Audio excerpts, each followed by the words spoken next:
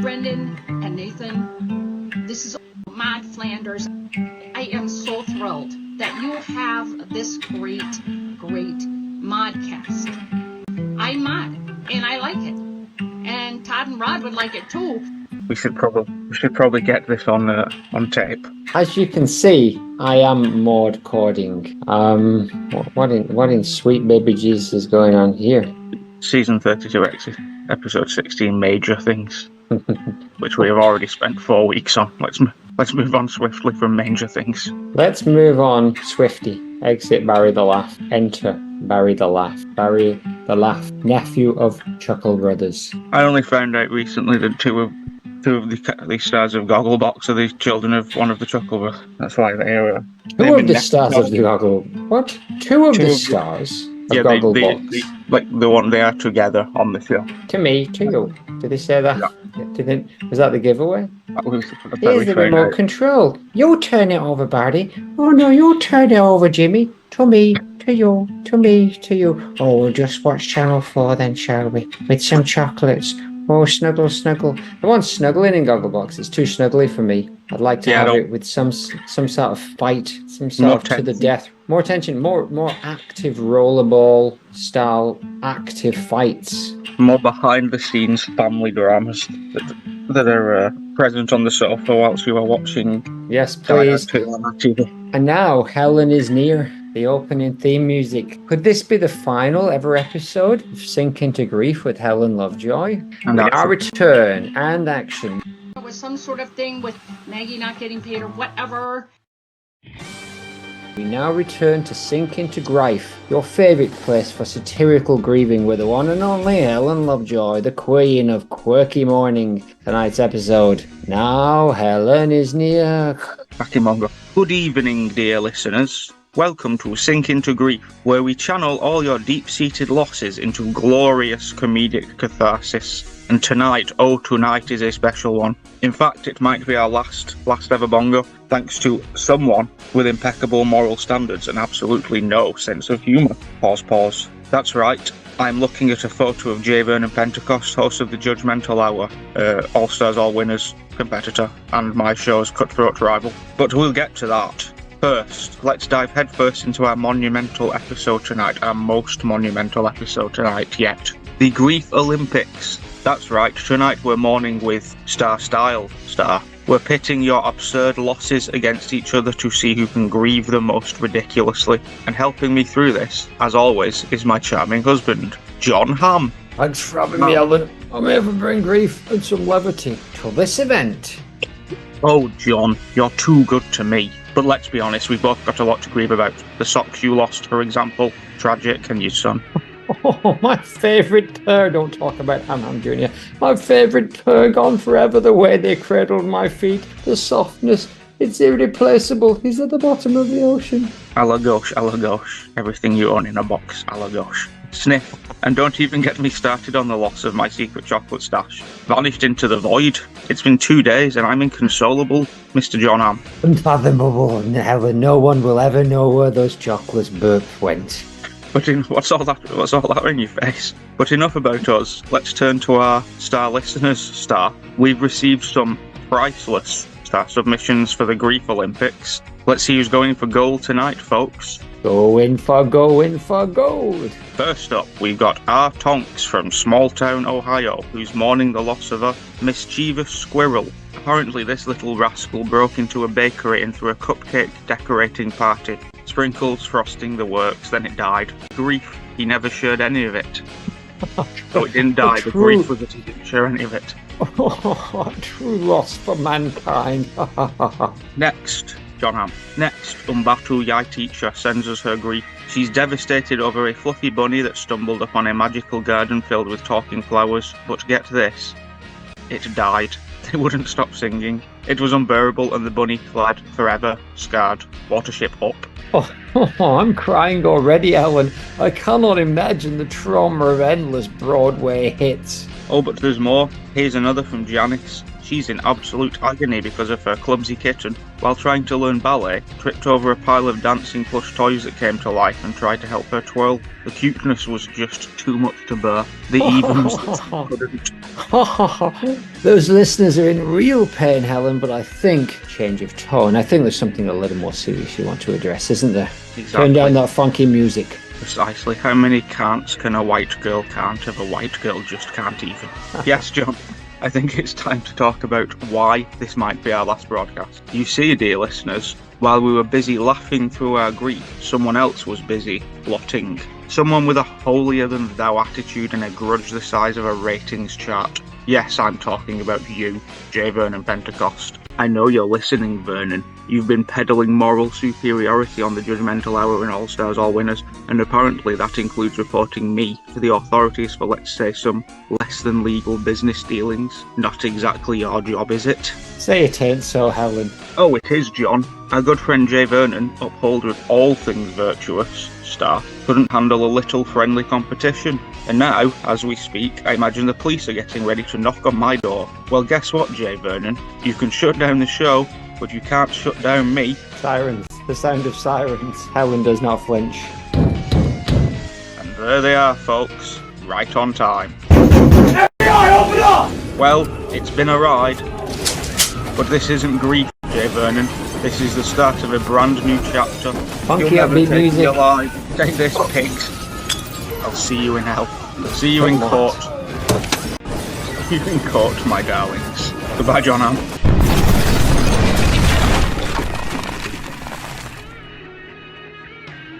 Well, looks like we'll be tuning out a little earlier than expected. Goodbye, listeners. And sometimes remember, life's greatest losses lead to the best comebacks.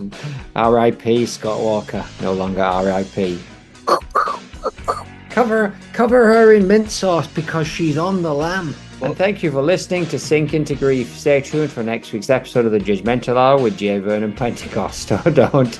We'll understand if you need time to grieve. Click. We have a new guest for next week's Sink Into Grief bank.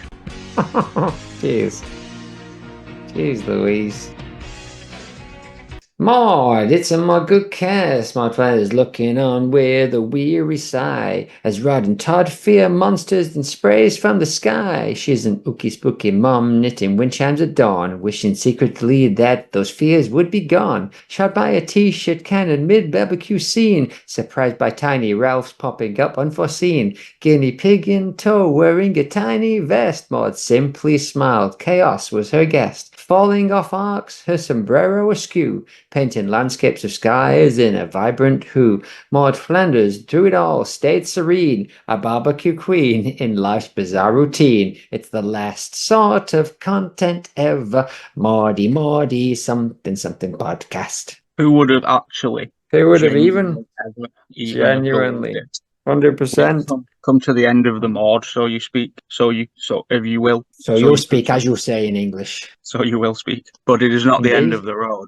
Not even. It is certainly not the end of the road. But Not you even. know what's happened? Well, a bit close. A bit A close, bit but not close. even. Better closer than it's ever been before in many ways. In many ways, Maude Flanders is a supporting player in our lives. Insert audio here. But Truth Frog, aka Todd Truth Frog Rituado, and Rod Jowday Hobgoblin, they seem to have vanished. So let's just head back to Springfield Township. And this time, let's see if we can stop Maude from quitting university, Anton. How about that? Okay, I can do it. It's a good plan, but it's going to take the rest of my magic energy, which has now suddenly become finite.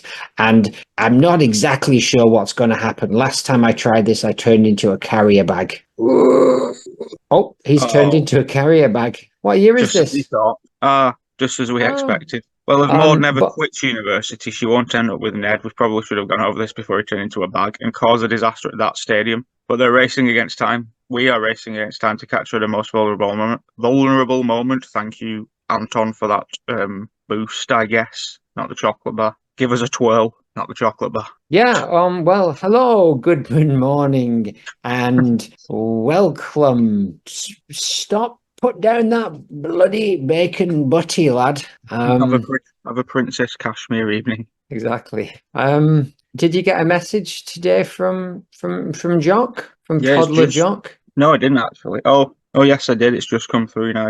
He sent it on Snapchat for some reason, and the picture is just a very, very well rendered Play-Doh ice castle. Maybe he's remembering things from his adult past. Well, this is what the message says anyway. Down in the quantum realm so small, Jackie found the gang on and all. Philosophers on a hamster ride, through the chaos they would glide. Mickey Foucault joined the crew, the airborne duets too. RT Rambo with the plan, guide aboard played in the band. Tiny warriors in a tiny land, fighting battles hand in hand. Through the wee principality, philosophy and gravity. Carried Derrida in them, as strange but with her tricks. He faced Inakis with a roar, cheeky onion and glass mama. Tiny warriors in a tiny land, fighting battles hand in hand. Through the wee principality, philosophy and gravity. With each battle they would grow, lessons learned within they flow. From the realm they made the climb, as a baby born this time.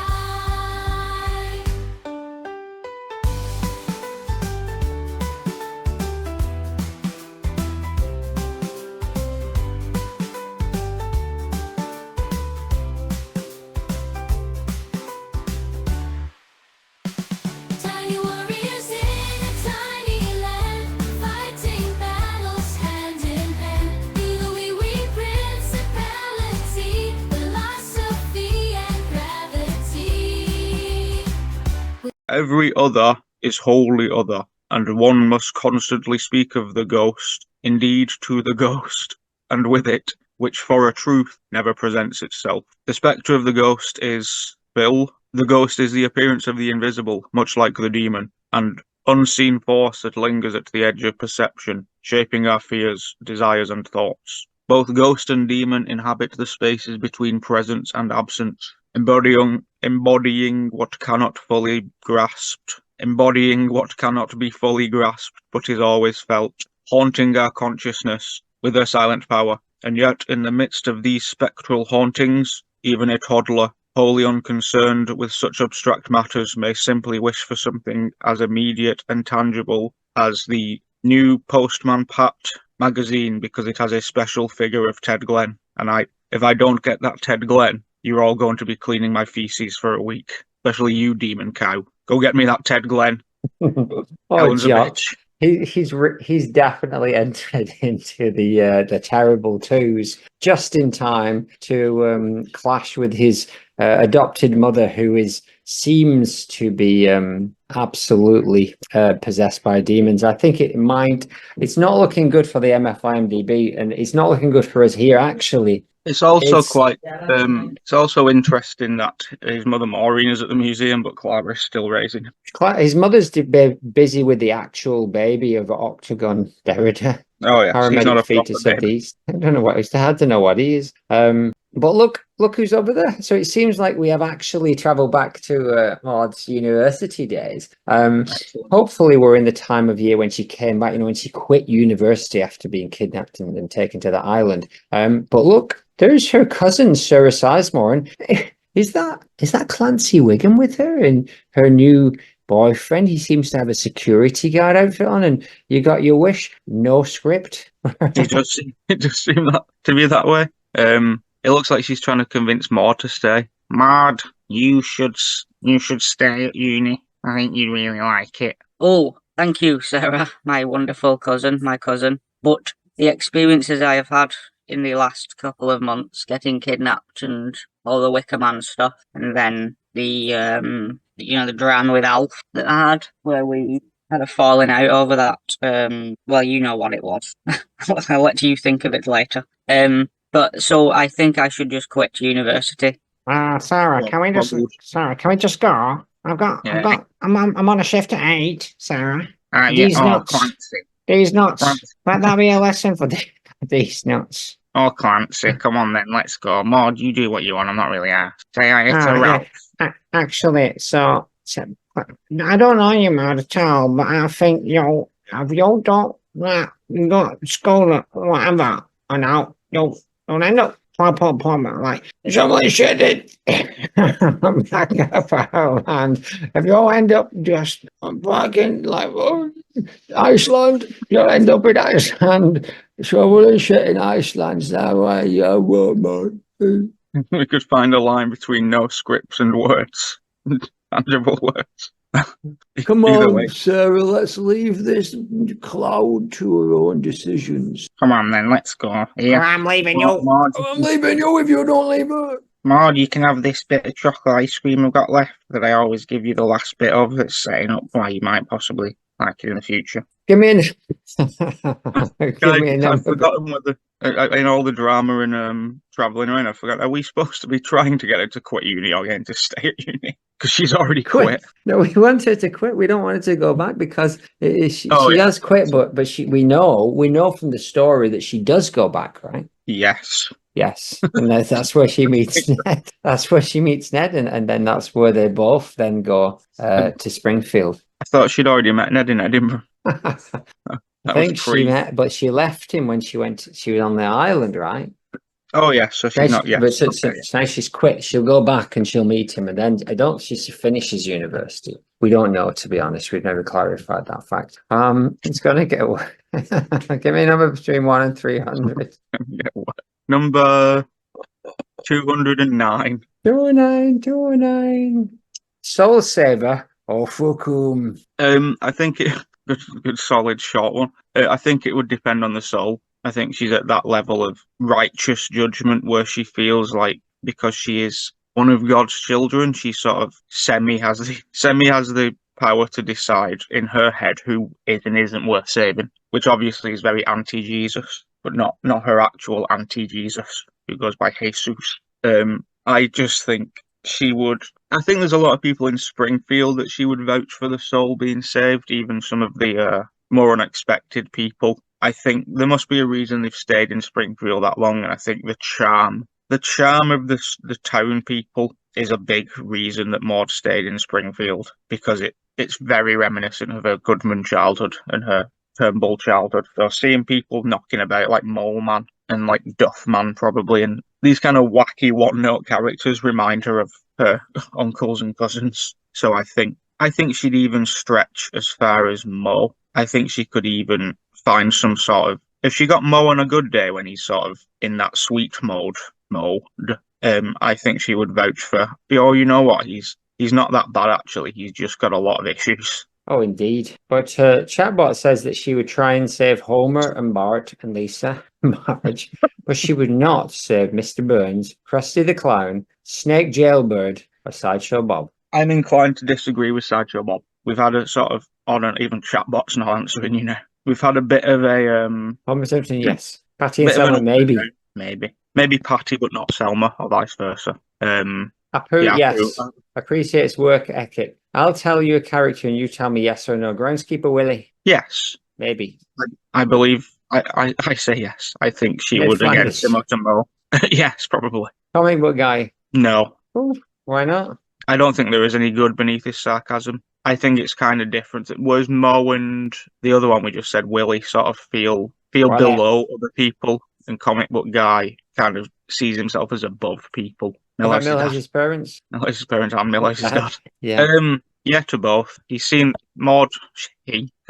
She's seen the worst and the best of Kirk and Luann, to be honest. So, and also it's in when Maude. I wonder if Maude gets updates in heaven. It seems like she does from her diaries, but I wonder if she knows that Kirk and Luann reunited because she was deceased in the divorce period. Wiggum's wife. I don't know either. I don't know. I hope so. It seems like she does check in very often. She seems to know what's going on. I suppose she could just ask Larry. She'd love Wiggum's wife. I think family members get a pass with Maude. Family members can be as wacky as they need to be, or as, maybe not a pass in the sense of, if she was like Maude Shipman, I don't think she'd be giving it passes. No. But What about Don Draper from Mad Men? Lady Don Draper, I think she would His see dynamite legs. she would see a familiarity to her past, so she would probably. I don't know. He's a bit of a. I don't know. Maude. I don't think Maude is against the old school traditional gender roles. No, I don't think she would. Miss Chenandalabong. Mr. and/or Miss Chenandalabong. Interestingly, I saw the name Sterling Archer on there, which is probably the first time we've mentioned Archer on this show, and it is also Right. the episode in which his voice appears within our clips. Very I good. think. Who is Archer in this one? I believe he's Rod and Todd All right. in that first clip. He sounds very That's- much like him. Like Okay. he's a lot of people. He's on Family Guy, he's a couple of voices, and he's Bob. He's also Bob from Bob's Burgers and Archer. Nice. Oh, well, enough of that. That was a very good moratorium. We could probably go on a lot longer about whether or not she likes Boris Johnson or the mum from Emmerdale. But maybe that can be a spin-off show. But look, there's Mbatu, Maude's yoga teacher. Surely Mbatu's got a chance to talk Maude out of going back to university. Let's have a listen, shall we? Oh, Umbatu, I am not convinced that I should return. I have completed my time in Edinburgh, but I'm scared, to be honest. I had a wild time over there. They do things very differently. Have you heard of haggis? It's horrible. I also visited Edinburgh, and I went to the castle. It was lovely, but I only needed to see it once. I don't need to go back. However, there was a man that I met called Ned Umbatu, who I developed a kinship with, but since returning to our hometown, I have developed budding feelings for Louis, who is a dangerous and charismatic rug salesman at this point, I think. And the thrilling lifestyle has begun to pull me in. Umbatu, what do you think? Please give me some counsel, please. I believe you do, Mbatu. Oh, do I? Oh, good. Well, Maude, I think you need to take a Zen approach. I think you should just chill out, have a cup of tea, watch Emmerdale, and once that's finished, have a little minute and have a proper think. But I think you should, whatever decision you make, it should be Zen. Well, thanks, Umbatu, but your Zen approach feels irrelevant, so I'm going to just kind of sit silently and look at the wall for a minute.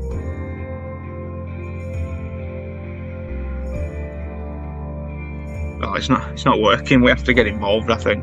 We're going to have to get involved because these people are giving her terrible advice and she's going to end up going back to university and therefore marrying Ned and therefore dying and therefore this podcast becoming necessary.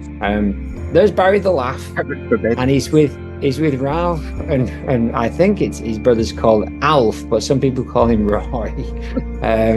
I can tell it's Roy though. I can tell it's Alf because he's wheelchair bound and he's cynical. But lads, It's all been dead wrong. do you lot know Maude Flanders, don't you? Yeah, I know, Maude. I think she's dead good, Maude. She's at university and she nearly got her toes chopped off, and she's in a cult, I beg your pardon. I said she's in a cult. To me to you. I don't like what's wrong with Maude then. I know Maude. I'm Barry. I only have one word to describe Maude. I thought I was Barry. I thought you were Alf Tonks. That's me. I don't know. I'm puddled me. I don't know if I'm coming or going. What year is this? Oh, there's a rat in my pocket. What am I going to do? Go to kill that rat. Oh, brilliant. Keep going, Well, Barry. as always, boys, my two friends, you have pushed me further away instead of convincing me to stay in this town. Thank you for your help. I will... We haven't in talked to return- you yet, Maude. We were talking to them lads. And where they've gone, what they gone? They're just carrying a bag. Maude, To be Maude, honest, we don't want you to leave. We think you'll be brilliant. And they've not paid us on out. I saw you both talking to the trees a minute ago, and then... Just give yelling us a at each minute, other. Maude. I've heard Barry, it. come ratting with us. I'm not having it that you're sick of ratting. Come with us. See, now you're just trying to get Barry to go ratting. You're not even trying to help me. I've I heard want enough. you to come ratting too, Maude. Oh, It's good for what ails you. my ratting days are over, I'm afraid, Alf Tonks. But, You've I'm given me a Ralph. lot to. Oh yes, you've given me a lot to dwell on. Oh, and also Sarah said hi. Oh, yeah, like her. Anyway, come ratting, come on, boys. We are going. Yeah, you are, come on. We're all going ratting now. If we don't go ratting, I'm going for a rat, you. I'm going to put this spike through your heart. Both of you. go on. Come ratting with me. Come For all ratting. time's sake. Let's All go. right. Anyway, that didn't seem to work either. So now we're running out of options. There's still some people in this Springfield township that we can get to try and persuade Maude. But before that, shall we do some sponsors? Yes. Sponsor Gone, aka Barry's William Hedge Fund. The Iron Root Tales Gornvelk's Wacky Wish. In the clangy, clunky city of De Grimval, everything was made of metal trees, flowers. Even the birds looked like one. Title: The Iron Root Tales Gornvelk's Wacky Wish. In the clangy, clunky city of De Grimval, everything was made of metal trees, flowers. Even the birds looked like wind-up toys. Overseeing it all was the grumpiest, most metal-loving man in town. Gornvelk, I say. Gorn wasn't just serious, he was seriously serious. From his towering fortress built around the iron root of Drumath, Gorn issued an odd challenge one morning. Bring me a living thing that won't break, bend, or flop over, and I'll grant you one wish. Most people of Grimval thought, yeah, good luck, and went back to fixing their clanking machines. But Yellen too, a kid known for turning toasters into talking pets and building the infamous waffle launcher, 3000 was all in. For living thing that can't break, I have to try. Eileen grabbed her trusty backpack stuffed with tools, snacks, and a kazoo and set off on her quest. Eileen travelled beyond Grimval's iron streets, where the air was less clanky and more leafy. She stumbled upon a hidden garden full of wobbly flowers and trees that looked like they'd come from a dream. At the centre of it all, she met a quirky old gardener who wore a hat made entirely of spaghetti noodles. He twirled a flower like a baton and grinned. You're looking for something unbreakable, aren't you? Eileen nodded. Yep, Gornvelk's challenge. Got anything? The gardener chuckled and handed her a glowing seed. This is the one Everbloom. Plant it and it will grow into something strong, no bending, no breaking. Excited, Eileen hurried back to Grimval and planted the seed right in front of Gornvelk's fortress. The townsfolk gathered, curious to see what would happen. Days passed, and soon a strange, wiggly plant began to grow. It was nothing like the cold metal plants of Grimval. It was soft yet strong, with bright glowing leaves. Gornvelk stomped out of his tower, iron boots echoing as he approached the plant. He tried to bend its stem. It snapped right back into place. He poked it with a metal rod nope. Still fine. He even head-butted the plant with a loud thud, and then immediately regretted it, rubbing his sore forehead. The plant remained unbroken. Impossible, Gorn grumbled, rubbing his head. This is not metal, but it doesn't break. What is this? Eileen's Everbloom, she said proudly, standing next to the unbendable plant. Now, about that wish. Gorn, realizing he was defeated, sighed dramatically. All right, fine. What do you want? To crack. Eileen grinned, her eyes sparkling with mischief. Let's make Grimval a little more fun, maybe. Less iron and more, I don't know, colourful stuff. Maybe we can start with... Whoosh! The waffle launcher 3000 fired off in the distance, sending a waffle sailing right at Gorn's head. Not the waffles, Gorn shouted, dodging just in time. But as the townspeople laughed, even Gorn had to crack a smile. Just a tiny one. Grimval could use a little more fun after all. So who is the sponsor? It's hard to say. Grimgone. That's the anti-Barry Wiggins sponsor. Sponsor the runners-up of the sponsor race season 5, which was won by Makefield Jiu-Jitsu Academy. The runners-up being Rex Woffington's triple salt blow hot sauce. We all know what happened there. And also nuggets. It's never specified, so here are 20 different kinds of nuggets. Classic chicken, spicy chicken, grilled chicken, vegan chicken, tofu, fish, shrimp, cauliflower, sweet potato, broccoli, mozzarella, cheddar cheese, cream cheese, pork, beef, turkey, quinoa, rice, cinnamon sugar, chocolate, gold, and shit. Chocolate nuggets, please. Indeed. Sponsor, Scott Walker. Back from the dead. Scott Walker alive. Excellent. Runner-up. 2025. Rating 9.510. Album review, Scott Walker, Phantom Machines, 2025. Rating 9.510. Scott Walker's 20... What's that? Is that Morgan Freeman? Probably. Rating 9.510. Scott Walker's 2025 return from the brink of death feels like it shouldn't exist. After his miraculous escape from the grave in 2019, we expected nothing less than a bizarre, otherworldly album from a man who's now lived through both the avant-garde and actual resurrection. Phantom Machines is pure sonic chaos. An album that sounds like it was recorded inside a haunted, decaying computer from the future. Walker's voice, somehow deeper and more ghostly post-death, hovers over tracks like Cradle of Rust and Metallic Godhead, as if he's serenading a malfunctioning robot choir. Lyrically, it's full of cryptic meditations on humanity's collapse and its takeover by machines, with hints that Walker himself may now be part machine. Highlights include the harrowing Wireframe Sonatas and the utterly unhinged Silver Lungs, where Walker whispers over grinding industrial noise like a prophet who beat death and came back with a warning, yet is totally fine with it. It's Scott Walker, post-death, at his most wacky and brilliant. Certainly is. Scott Walker, alive. I never did see Andy Dufresne again.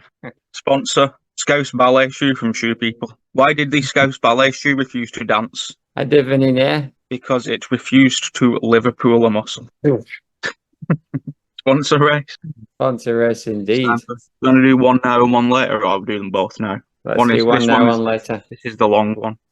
Leld, she's here. Are you twiddling my tongue gradually? In no reality did I expect her to show up.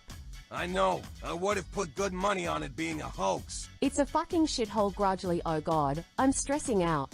Well, just run the Hoover over now, quickly pick up some of the cocoa. Hello, it is me gradually, the poncho of all groggolies. With me but hoovering in the background is my wife, Leld. Isn't that right, Leld? I said, isn't that right, Leld? She can't hear me. Welcome to the Modcast official sponsor, Race All Stars, All Winners, episode 11. This week, it's all about the MFIMDBs. The sponsors must prepare a presentation about their MFIMDB and how Maude would enjoy her time in the area. And it will be presented by our very special guest judge, Dame Helen Mirren. Isn't that right, Dame Helen? It's me, Dame Helen Mirren. Fantastic. She do the rest, I'm going for a dump. Gradually, she saw all the drugs. Oh well, swings and roundabouts, I guess. And in many ways Marge Simpson was a supporting player in our lives. She didn't grab our attention with memorable catchphrases or comical accents, but whether you noticed her or not, Marge was always there, and we thought she always would be, and don't fuck it up. Can I get an amen?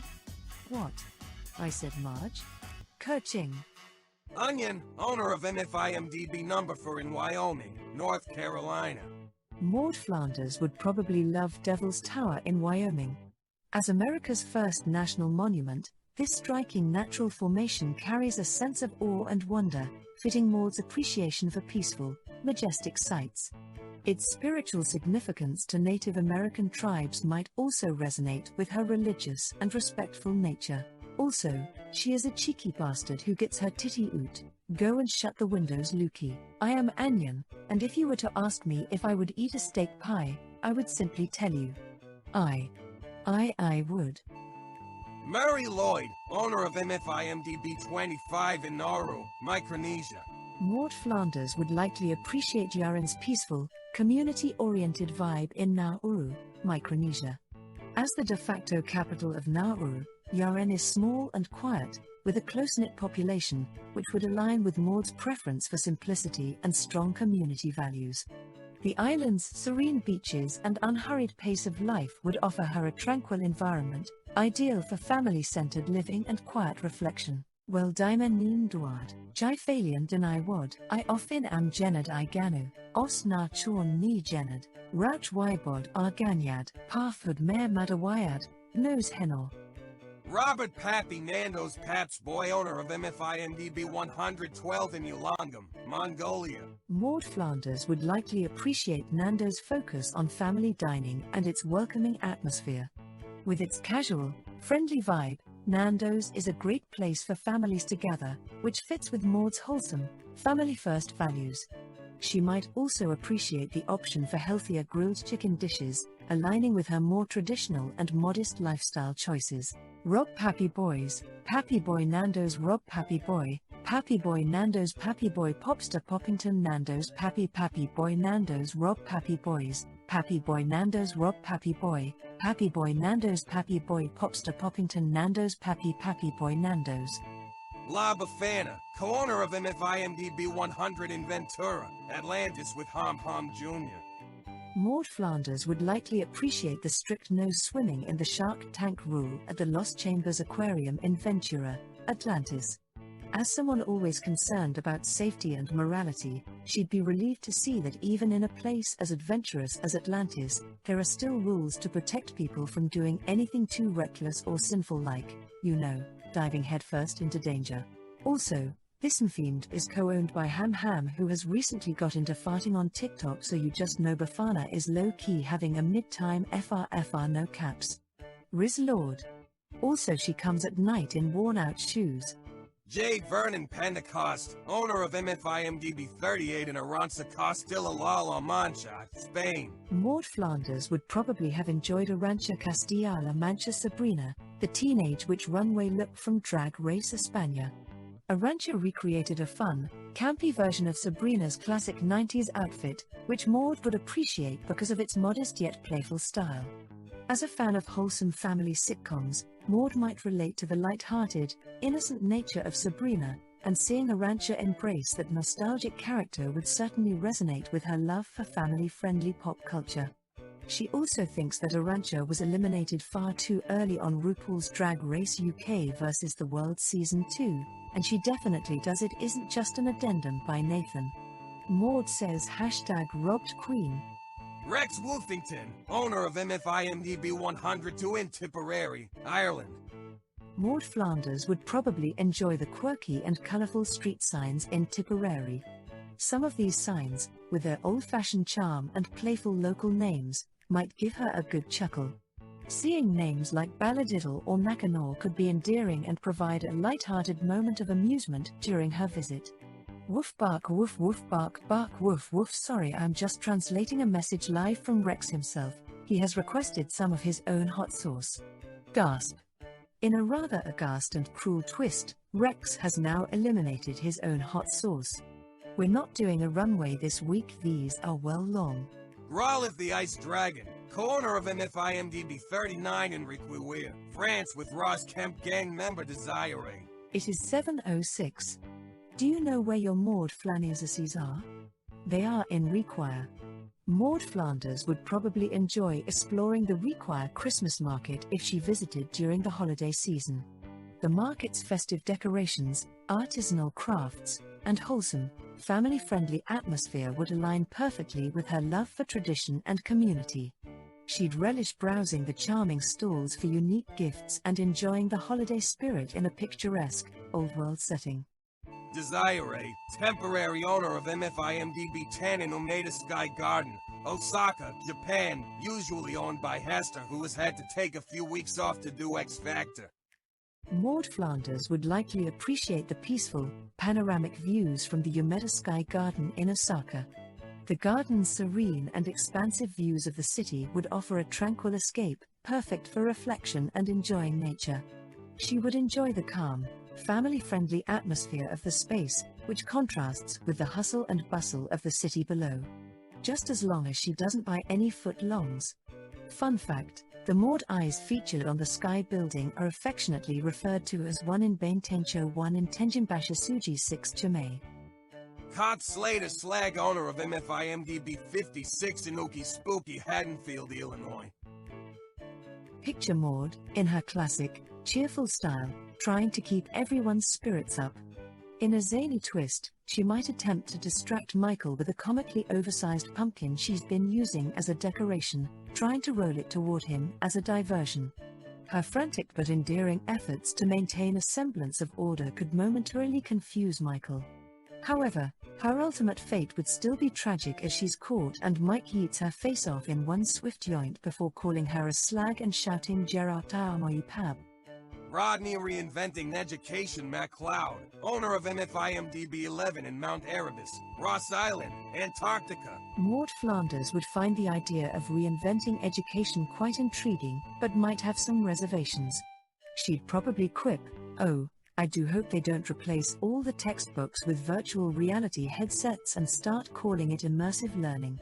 She'd likely say, "I'm all for integrating STEM and 21st century skills, but let's not swap out good old-fashioned reading, writing, and arithmetic for something like gamified learning where students have to solve math problems to defeat dragons."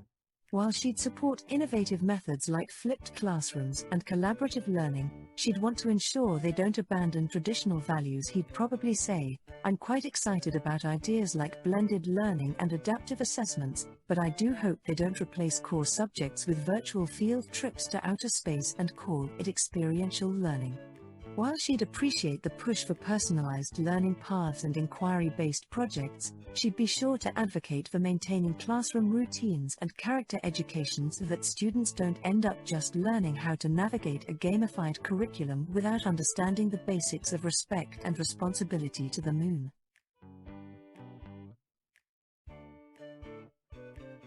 As you have noticed, you no longer have the ability to block a fellow sponsor.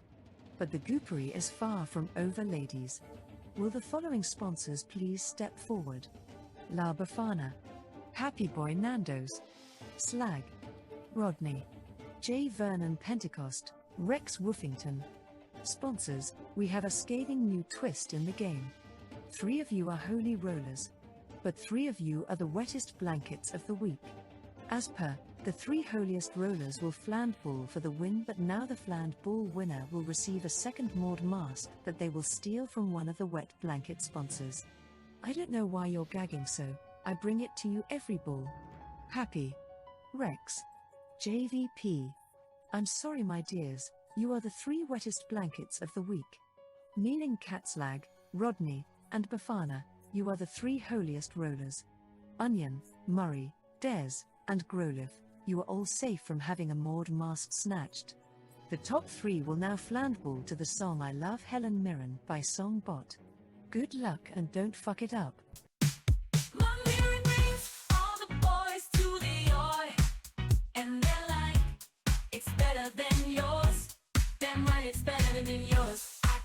You, but I have to charge. My Helen brings all the boys to the yard, and they're like, it's better than yours.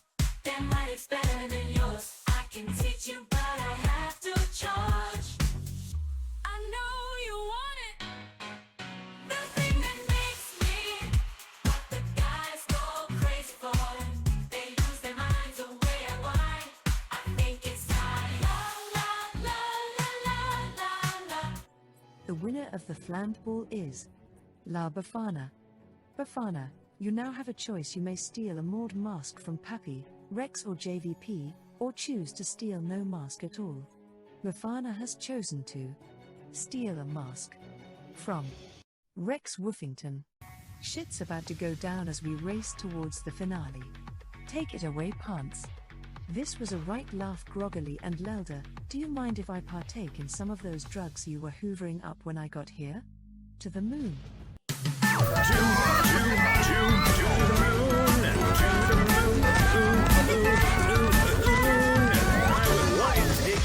La Befana vien di notte con le scarpe tutte rotte, il vestito alla romana, viva viva la Befana. La Befana vien di notte con le scarpe tutte rotte, il vestito alla romana, viva viva la Befana.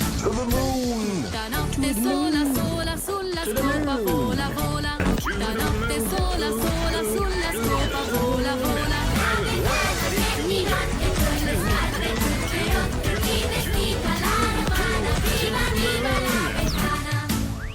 Mucho Fanco.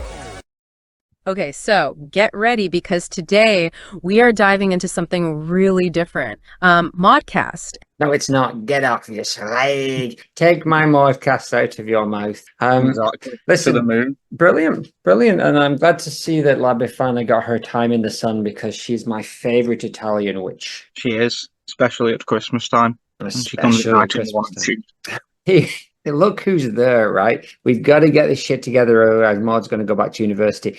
We got Madge, Osmond, and Willard, the Tinker Turnbull children. They're all about her age. Listen, youngsters. We from the future or some shit, and we want you to stop Maud from going to university because if she goes back, we know the bad shit's going to happen. Oh, I don't care about you.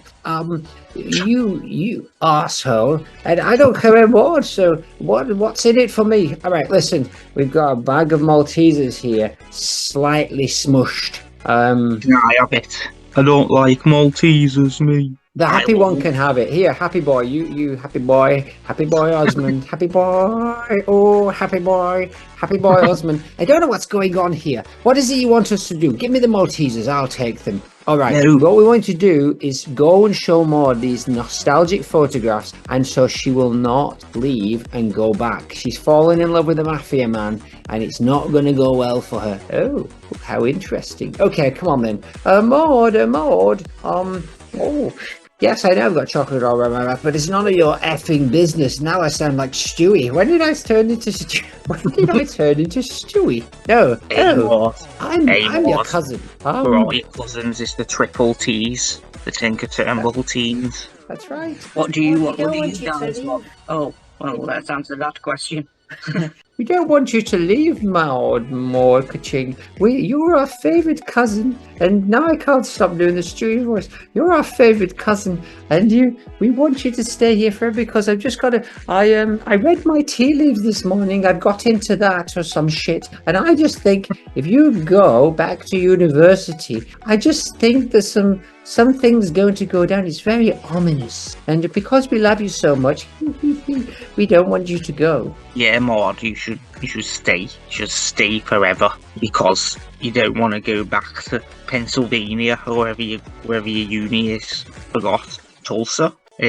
Well, this is all lovely stuff, but I don't believe a word of it from you, Madge. I believe Osmond and slightly Willard to an extent. I've always seen eye to eye with Willard, but I'm friends with Osmond. Madge, I'm not buying it from you, I'm afraid. What's in it for you? Why do you want me to stay? We don't see eye to eye. Of course we do. Don't be rude. Don't be rude, Madge. Don't be rude. Well, you don't don't be rude, see eye Madge. to eye. You're like a talking dog or something. You're like a talking dog or something. Rude. No, I think I love you, and I've always loved you, and I've just never had the balls to say it before. So if I stay, does that mean we can hang out and go to the shops and stuff? Oh God, no. I'll come with you. No, not you. I want Madge to come. No, of course not. But we can still be friends. Quote. We're not friends now. We're relatives. Hold on, I've got to take this phone call. Cousins. Yes, goodbye. I've got to go. Oh, she's gone, so I'm going. Oh, goodbye, Maude. It's been all right to see you. It's not been that shit. Bye, cousins. Oh, it's really seeming like I should stay in Springfield Township. I really don't know if I should go back to university. My romance with Louis is also promising a more exciting future. What should I do, Tuppence? Oh, Tuppence is dead, but I see him in my dreams. I'll ask him in my dreams. Oh, these nostalgic photos are reminding me of my roots and my connection to Springfield Township, where I currently am. But, however, these pictures have brought along something new. These moments are now looking as a part of a past that I want to escape. Maybe my romance with Louis is promising a more exciting future somewhere else. ... Oh, it's not looking good at all, is it? We absolutely failed. Let's cheer ourselves up by checking in with the MFIMDB and see who answers the phone this time. Ring, ring, ring, ring. It is kind of unsettling, isn't it? That place used to be ours, Nathan. Now it feels like the ground's shifting under our feet. I can feel it too. Something's changed. You said Jacques Derrida's been strange. Did he get his Ted going? Ring, ring, ring, ring. Hello, Maude Flanders. I am FDB. Who is it? It's me. It's me. Oh, yeah, King Mayfan, King Brendan. Yeah. It's not just him, though. It's not just Jock. I was listening before you phoned. Clara, Alan, even the way the shadows fall in here, it ain't right. I don't want to sound crazy, but it feels like something or someone is watching. Possessed, you think? Hold on. They're here. Just stand silently for a minute. Oh, I don't know. Well, I ain't one to share for sure, but there's a mark, right? I've seen it in scrap yards when things went wrong. Things I don't want to think about. Oh, analog calculator. He's got something to say ticking with a strange rhythm. There's a little calculating something far beyond simple numbers. Beep, beep, beep. Boop. Warning, anomaly detected. Can't calculate this. Something wrong. Doom imminent. That is not comforting, Hobo. We don't use that term anymore. No, it ain't. And Clara, she's been mewing like she's trying to tell us something. And Alan, he's been flying in circles backwards all week. It's like Kestrel code for danger or some shit. Oh my god. Only effing Captain Bedspread's turned up with his flowing linen cape trailing behind him like a whisper of comfort in the dark. And behind him, Fleshy Pleasures, the most eclectic rock band of Wigan. Guitars slung low and nonchalant smiles on their faces. What have they got to be nonchalant about? Kings, Hobo, you look like you've seen a ghost. I'm here to clean up the mess. We heard there's some spooky stuff going on, and I'm lead singer Ace of Fleshy Pleasures. Ace Pleasures. Thought we'd come to stir the pot. Permanent member Ace. Possession, they say, of the baby, Chuck Derrida, not the fetus baby of the East. And Clara and Alan, they've been acting odd, CB. I've felt it too, in the air. There's a dark thread woven into the fabric of this place. I don't like it. I'm nodding. My face is pale under the museum's dim lights, where I'm exchanging uneasy glances. Even the always jovial rock band members seem unnerved. I don't want to say it outright, but it's the effing baby, isn't it? You feel it, don't you? It's like them episodes of Only Fools and Horses when Rodney had the baby. It's like something's crawling underneath, trying to take hold. Oh, my goodness. But we don't know for sure, do we? Well, let's not worry. But anyway, Hobo, I'm sorry, human, we don't know for sure, so let's not worry, right? No one really knows. Yeah, I know what you mean, but I've heard the stories, possessions, demons. People say it's all nonsense, but sometimes when you hear things late at night like a meow guitar solo, you wonder if maybe they're right. Moo! Oh my goodness, it's hanging in the air like a whispered curse we can't shake off, and Jock's innocent giggles echo eerily through the museum. Maybe it's just stories, but we need to be careful. Whatever it is, it's close. Closer than we'd like. The home goes tent. Oh, phone. Oh, phone. Oh my goodness, that wasn't good. So Fleshy Pleasures, Captain Bedspread, Hobo, Human, and Fleshy Calculator have all basically weighed in and said things are not going well there. But unfortunately, we have a mission to stop Maude from ever going to university. Oh, look, there's Janice. She must have been reformed. And let's see. Oh, yeah. Janice Hubler. Yes. Yeah, I know you saw us before, earlier. Yes. Do you remember us from last episode? Vaguely. Yeah. Listen, why don't you share your story with your friend Maude, because we think something very bad's going to happen to her if she goes back to Oral Roberts University. So, yeah, you care about your friend now, don't you? After trying to chop her toes off. Vaguely. All right, she's over there. All Over there. Buy some new scissors if you do. Sod it. Go on then. She's just having that little coffee on her own outside that shop. I'll go and grab her. Hello, Maude. Hello. I have a story to share with you about the past. Do you remember when I, with all that Wicker Luan stuff that I did? Yeah, when you put me in a wicker and tried to burn me to death. Yeah, that happened to me as well, like a year before. I went to the same island and also reenacted the Wicker Man movie. And I met Edward Woodward. Unfortunately, Woodward had to go, so I was left on my own on the island with Professor Joel Monsley and all of the other cultists. I beg your pardon. And it was horrible. It was a horrible time. I didn't even get one of the comfy mattresses. You had to the church you had to go to every day was made of another Wicker Luan, and it was freezing. You had to knit your own scarves. You couldn't no outside communication, which was a big letdown because I love doing BuzzFeed quizzes. And also, I honestly I didn't have that bad of a time, if I'm being honest. Joel Monsley took me under his wing pretty quickly, so I got, even though the mattress was a bit tacky, I got one of the good rooms, and I got first choice of apples every morning. But it's you definitely shouldn't go back, because he didn't like you. He said I had more of a kind face, and you looked more of sort of like a nasty duck, and that you smelled bad. And everybody in Edinburgh said that as well. So I think you shouldn't go back to Tulsa. You should stay here. You shouldn't join a cult again. Excuse me. What did you say? And your dangerous lifestyle should not continue. Sorry, Janice, I didn't listen to a word you said. I was captivated by Louis' charisma and bad boy allure. So everything you just said fell on deaf Maudes. So off you pop. Let me finish my coffee. Ah, okay. I've tried. Can I have them scissors, please? No, you don't get him. Frankly, you were very disappointing. It was all a joke, and go back to your cult. Oh, sod off. Piss off. Jesus, this is going worse really worse than I thought in so many ways.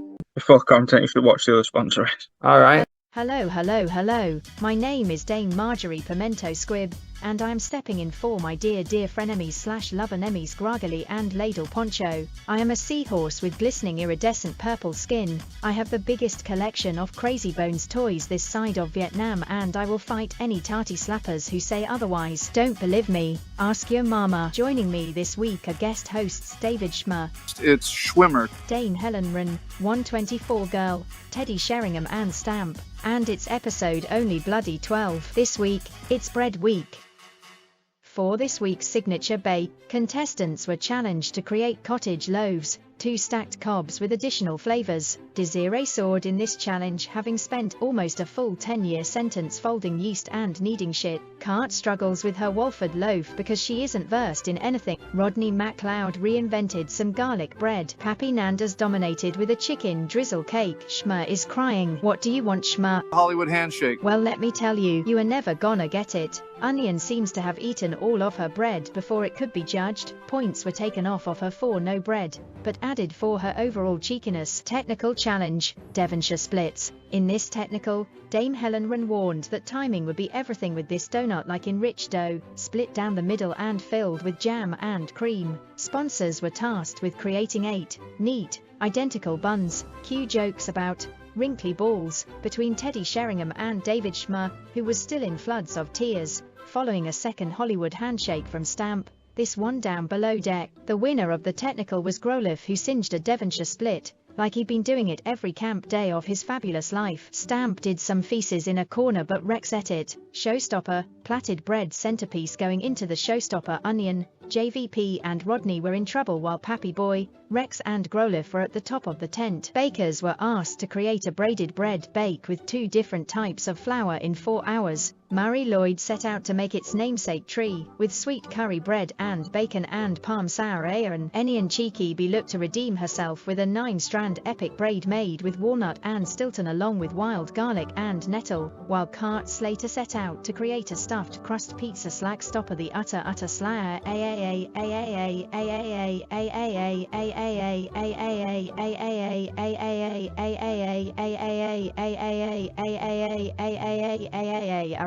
Rex pumps a loaf full of chilies before eliminating his own chili loaf. La Befana went for more whimsical designs with her Highland cow bread, while Pappy Boy made the West Ham Hammers in honor of his favorite football team, West Ham Jr. But when it came to impressing the judges, Desiree once more came out on top with her recreation of Medusa from Greek mythology. Her delicate braided hands and flavors led Paul to praising her bread baking abilities using her prison kitchen skills no less. When all was said and done, the 3 starriest bakers of the week were Pappy Boy Nandas, Desiree Kemp gang member and Groliff the Camp Ice Dragon. Now they will bread ball for the Fland. The winner of the bread ball is Doc Groliff. The 3 wet blankets this week, you wetty bees, are J. Vernon Pentecost, it's 706, Cart Slater, silly slag, what a silly slag, and Enian, go shut the windows hen, let's get that titty OOT steak pies are an eye. Groliff, you camp bastard, you can now choose a wet blanket to steal a Maude mask from. Groliff has chosen Dot to steal a star from Dot. Gasp.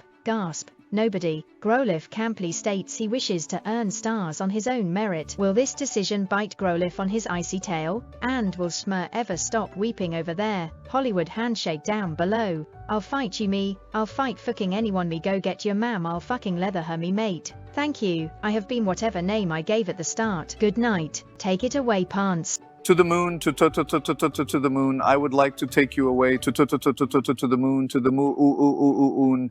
A Hollywood handshake down below. Tell Stamp he still owes me 15 quid. Mucho tanco. Shim out.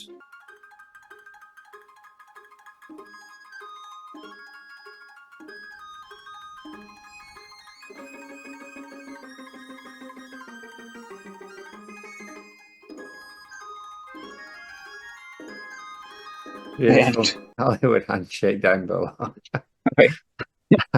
So it's hotting up over there, isn't it? So I imagine that you can squeeze in a couple more sponsor reses this episode. It's a twofer again. Indeed. I believe they're probably all going to be twofers. I imagine so. Clip one. Something. Let us get on to content. Can you give these good people some context for this final Maude content? Indeed. Boy Nando's. Indeed. This is the last, as of now, but the Simpsons new season starts up in like 2 weeks. As of now, though, this is everything. Once we've looked at this episode, we have looked at every Maude within the television show Simpsons. She's already finished her last line, but there is still a noise to be heard. And some nice sort of circular moment of these clips were to be her last. There are some nice circular moments to take from them. Well, some of them. Indeed. Happy boy. It's fun that we're ending on a what we used to sort of like the early ones were a lot of fun when it was like just sort of random little bits, and it's nice to end on one of those. We learn a lot. I don't think we will learn a lot from these clips, other than just we love Maude. Yes, she's the mother photos. She's the mother of adult children rather than Todd, who is scared. Yes. Indeed. Indeed. Clip one. We've got grown-up Lisa, or Maggie, or probably Lisa, sitting with old man Nedgan, Jesus Christ, supercar poster in the background. Bless this mess on the bookshelf. A smiling, floating head of Maude in a picture frame is looking down on them. College was my dream, says Lisa, but was it someone else's dream? Ned Weiss. Lisa, use the gifts God gave you for whatever doodly path they put you on. Get a job and learn the pride that comes with getting your own paycheck. Edna smiles. Maude's still got half the face. Right close to the Bible. Of course, the dignity of work, I say, smaltzing it all up. Yes, thank you, Mr. Flanders. Will you marry me, says Ned. A deep-voiced Roddo-Toddo third child shouts from upstairs, Daddy, can you come upstairs? We're scared. Lisa looks concerned. Cut to upstairs. I didn't expect them to cut to upstairs. We're a grown, late teenage Rod and Todd in their room, which we've never seen before, right? I believe. What, the room? That version of the room. Vaguely. The wall colour looks familiar, but the bed's moved. We've seen it a couple of times, but not often. I don't remember seeing their beds next to each other, but I guess maybe they were. Right. I agree. I think they've definitely moved. So yeah, maybe that's time. They have sweet little lamb images on the bedside, over their beds, and on the bedside table between them is there a sweet Maude and the boy's photo. That's a double Maude in this clip. Amazing. Bring the monster spray. What's that? Should like buzzes. Oh, lad. He's like buzzes. Oh, lad. I say, lad. Bring the monster spray, says deep-voiced Rod. I may have overcoddled them just a little bit, says old man Ned as he grabs a detergent bottle with a hastily signed monster spray written on it. Then the next bottle says heretic, then boogeyman, then ghost. We all know heretic should have been third. That's the rule. Indeed, it should have been third. That is the rule. I like that you get two for one. Ned walks off concerned. He sure does, and it's a shame we didn't get to see the rest of it unfold. She's not there, is she? But it's fun that there's a little bit when Ned's sort of giving the advice at first, you can see the Maude picture, and then when Lisa is talking about like the dignity of work, you see the Edna picture, which I thought was quite nice. Probably unintentional, but it works to the characters. A backhanded condiment. Exactly. This is my favourite use of future Rod and Todd. I think this is the best use of future Rod and Todd. This is where I think it's the Archer voice. Right. It's just as deep as possible. The way he says "bring the monster spray" is great because there's like panic in it as well, but it couldn't be any deeper. So I enjoy that thoroughly. And I like that it's weird you haven't seen a Maude picture for a while in the house. Maybe we've just not seen a lot of the house, but now we have one in Ned's vicinity and one in Rod and Todd's vicinity, as if like the idea that it's still, even though they have actually grown now, like this is what it would have been if they just kind of aged them, if it was 10 years ago. This is what it would have been, and it's nice that they would still have that picture of Maude though, especially after Todd's episode of being sort of worried that he couldn't remember what she looked like. It's nice that they've constantly got a Maude to hand They didn't need to say Ratio. the overcoddled thing though. Like that's already been implied. I do like the idea of Lisa going to Ned for advice. I think if Ned and Maude were both there, she still would have gone, and it would Oh have yeah, that even would more have been so. even more so. So it would have been well, they wouldn't have done it because they didn't age them anyway. But the Simpsons kids going next door for advice, a little bit more usable real world advice, is another story that never came to be because of the death of Maude Flanders in The Simpsons. Season 11, rest in peace. Precisely. Spoiler. This also implies that, again, things change. We've seen Maude in the future before and Edna, but only 2 wives. This implies that he does not marry a third time. So we'll see. We'll see how they get around that when he marries Selma. It doesn't count. You don't get a picture if you're just a 6-monther or a 1 episode. You got to No. do your time. Yeah, I think it makes sense that they've got a picture of Maude and not Edna between their beds because, obviously, Maude's their mama. Maude's their real mama. And the sweet boys, they grow up to be vaguely reminiscent. Exactly. It would, yeah. We still don't really know how long Edna was the stepmother for in time terms, and she also wasn't the teacher before that. So they're, I think they've probably still got pictures of Edna in a photo book somewhere, but it's not as impactful as the loss of Maude on that day for them. You could really go into the whole that's why they are how they are now with the monster spray and stuff, is because of the seeing what happened to their mother and seeing oh, this is a fun wacky cartoon world until it's not. Until it's not. Monsters are real. Oh, heretics are real. They exist too. Yeah. Precisely. But monster spray is funny. Made me laugh out loud, which was good. But the bit where Ned's talking to Lisa and Maud's watching them. Yeah, it's okay. I only have vague memories of this episode, and it's very new, so that's never really a good sign. It's just another. They've really leaned into future stuff. Like they did it once or twice back in the day. I think maybe twice, and then after season 25, they've done it 6 or 7 times. It's rich, and surely it's just the Simpsons admitting that now they've turned into a classic rock stadium band, and it's just going to be greatest hits from here until all of the main characters die. Yes, indeedly. Or AI becomes able to do them all. But there's one person that will never die. Maude Flanders. That's Maude. Rest in peace. Clip 2.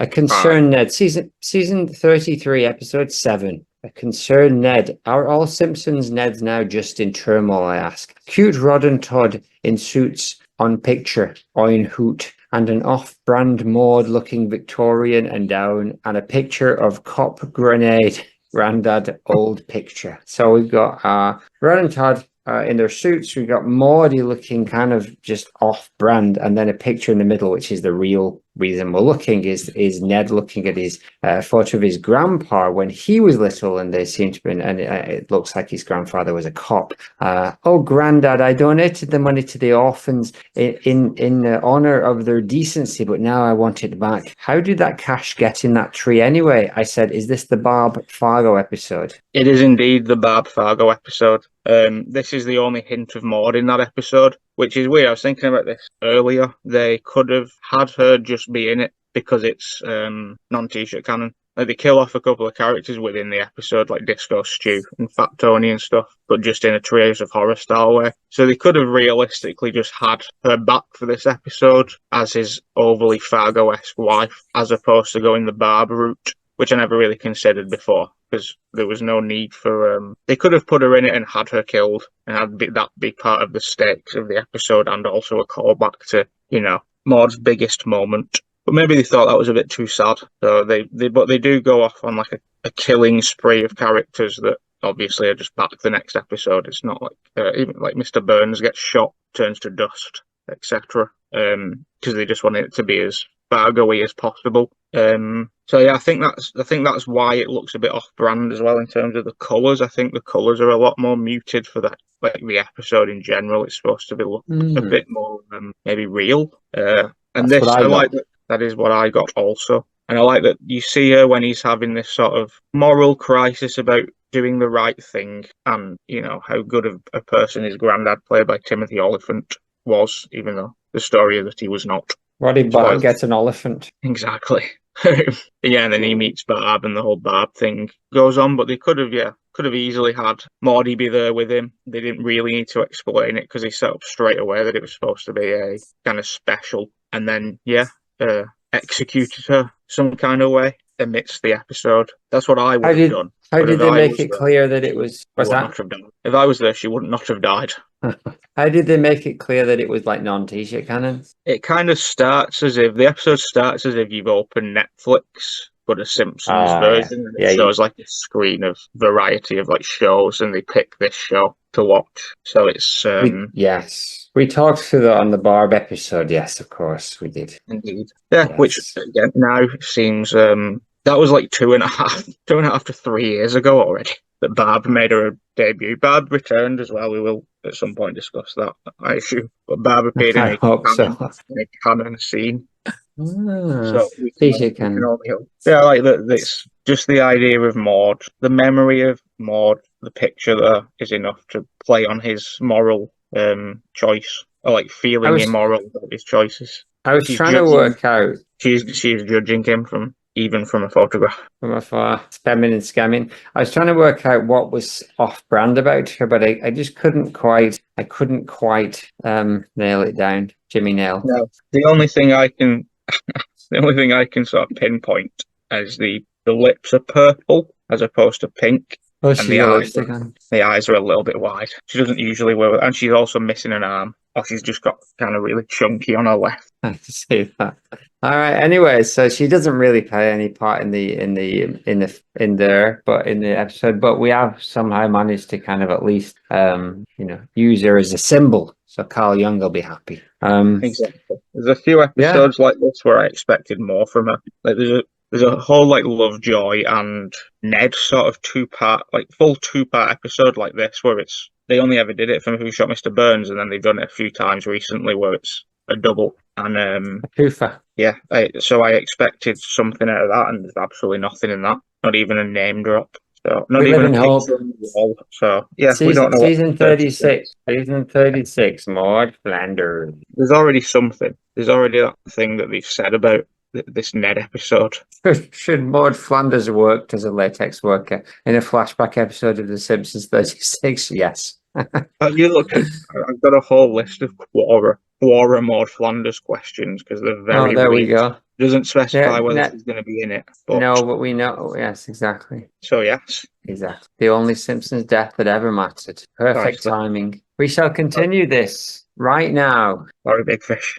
Clip 3, Trios of Horror 33, Season 34, Episode 6. HJ has a t-shirt cannon and he's firing at many, many Ralphs. Eat t-shirts, you lovable killbot in street. But then, who turns up? It's only Maude bleeding Flanders, out of nowhere. And this time he do it for real. He blast Maude. But surely this fall won't kill her. She's back. She's back again. What was clip 2? Oh, yeah. A photograph next to Ned's granddad on his tank. It certainly was. That we just did like literally seconds ago. Yes, I had a brief slip out, as you would say. Probably not. I had too much to dream last night. Precisely. This is a great one. This is from the Westworld Trios of Horror thing that they did, where it was like real people could go to Simpsons World. Oh yeah.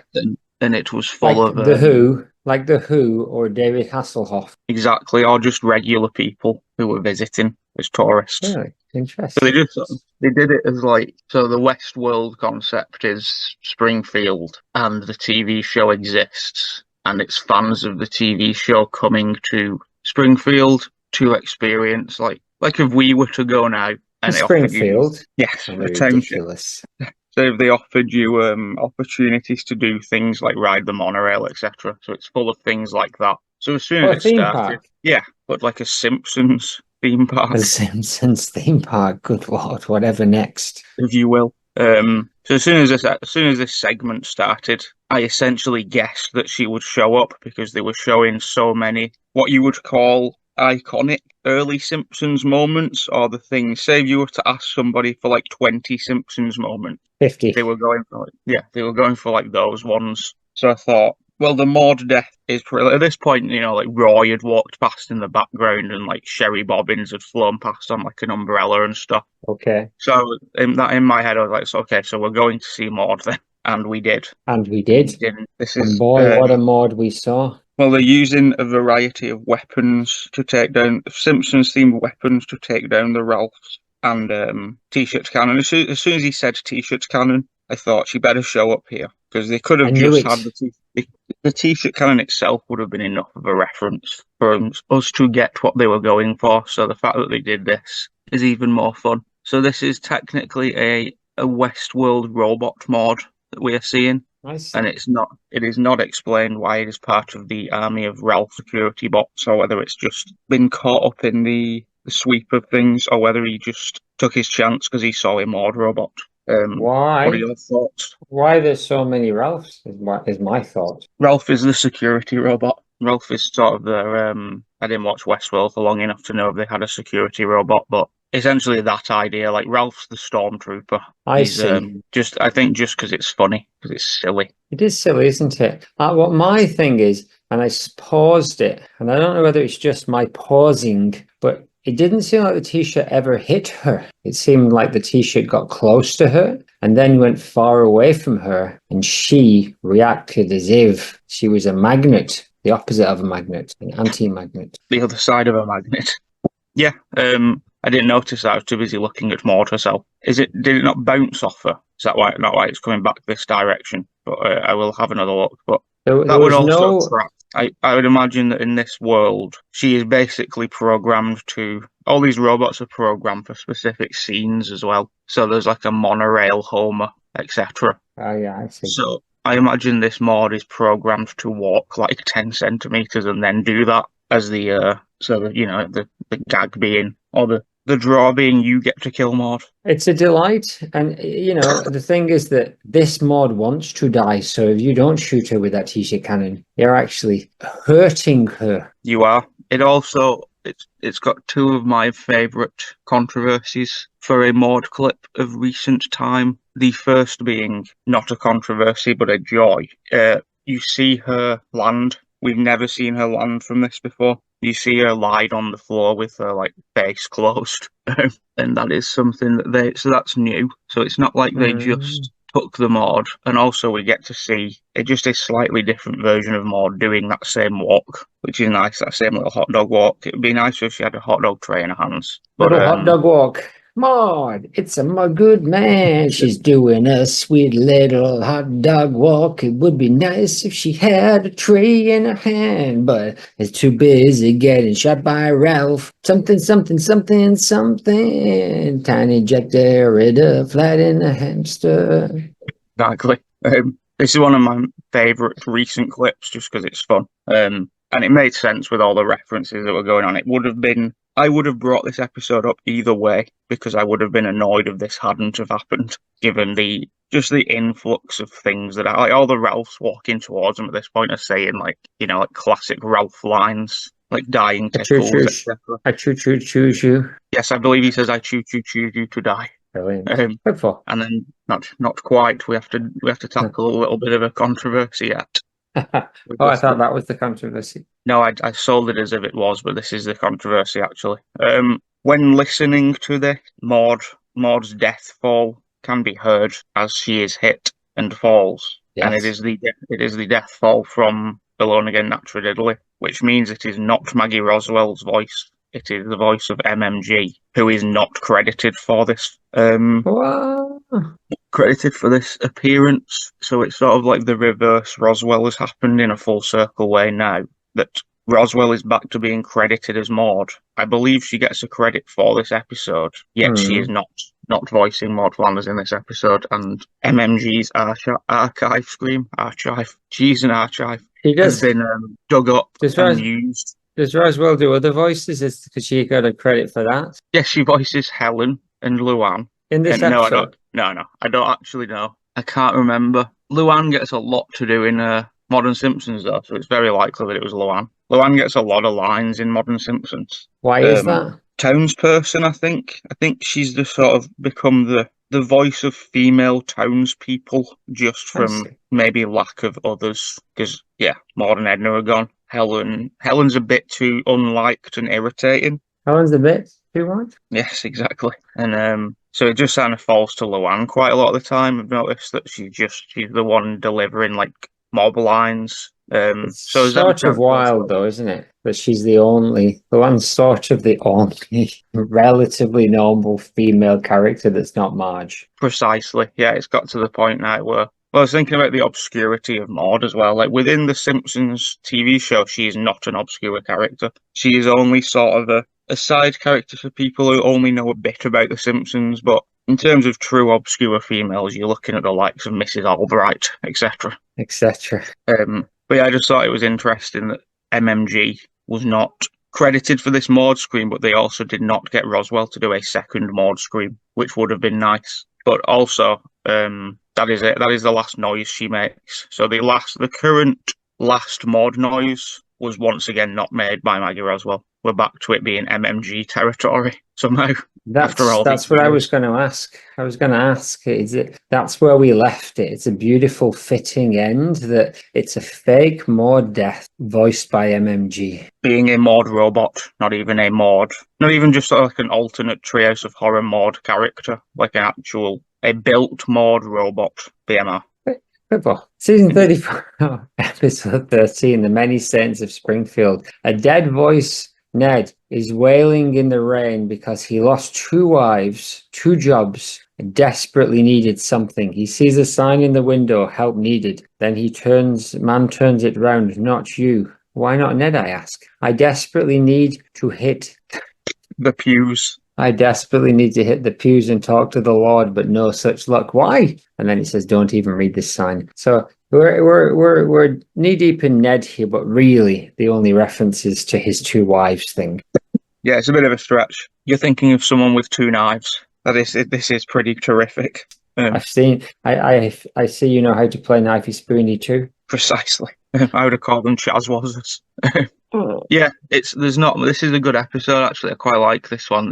The Ned episodes like later in the day seems to be way more like not dark, but like within like a moral world that he's not a part of. Like the Fargo one. The last big Ned one was the Fargo-y one. Yeah. And this one is about him getting a job for Fat Tony, not realising that he's a mobster or something. Interesting, eh? It's quite a good Fat Tony.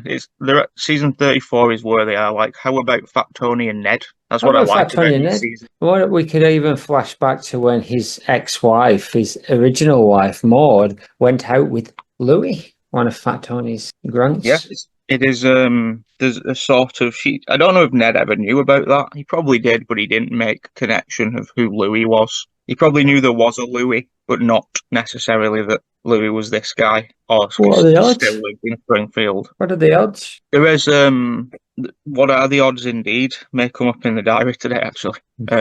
It's just at this point we're right at the end. These are the ones where this is how Maude 2 Lakes began, because there was probably there's a couple that definitely within the bongo that I found just references to Ned saying like Maude or my wife, and I just thought, well, we're not going to do them. And now obviously we're very much so. By the time these episodes come out, if he even says a word that sounds like wife, I'm ready for a Maude connection. I think this is it might just be setting up, for the off chance that all those kids have put their phones down from TikTok and started watching The Simpsons at season 34. Just a little bit of I'm Ned and these are the bad things that have happened to me. He's I think what's happened, he's no longer the teacher either, because for a couple of seasons, which we never really got into properly because they just didn't do anything with it at all, Ned just took Edna's job for some reason after Edna died, which he didn't do with Maude because she didn't have one. But let's say Maude worked at let's say Maude was some kind of secretary at the power plant or something like that. Ned would not have taken that job. Just something along those lines. That would have been funny though, wouldn't it? Yeah. If you'd have placed her somewhere where she could have been slightly less Neddy outside of the Flanders house, as she is with the investorettes and stuff, like a barmaid at Maudes, etc. Somewhere where she can handle herself, but she's still Maude. Are you suggesting that there was that they missed an opportunity with Maude? It's possible they just missed the one. after all these years, I think it's safe to say that yes, they have missed a singular opportunity with this character. I think they should have doubled down on this, and they should have listed everything bad that's happened to Ned in this scene. Like the way there's a time when Homer mentions like getting a new job, and then he says like, I know, it'll be like better than my last job, and then he just lists every single job that he's had within like 17 seasons in a row, and it's Has he quite had fun. a lot? Yes, just sort of things like Poochie, firefighter, cop, going to space, etc. Those kind of like single episode jobs. Oh yes. I think they should have done the same with Ned here, where he just listed a continuous list of like, then the hurricane happened, and then I went to an insane asylum, and then my first wife died, and then we got kicked out of town, and then this happened, and etc. etc. I see. Yes. But that's basically it. That's all they're doing here is setting up. And I have not seen the Sopranos prequel movie, The Many Saints of Newark, so I don't know if it's specifically a thing that happens in that film, like in a monologue narration, and they're just parodying. Is that a real thing? Yeah, that's what it came out like a couple of years ago, didn't it? That's what the only connection to this title that I can think of. Yeah, because I think Gandolfini's son plays Gandolfini, not the wizard. The wizard. Gandolfini the White.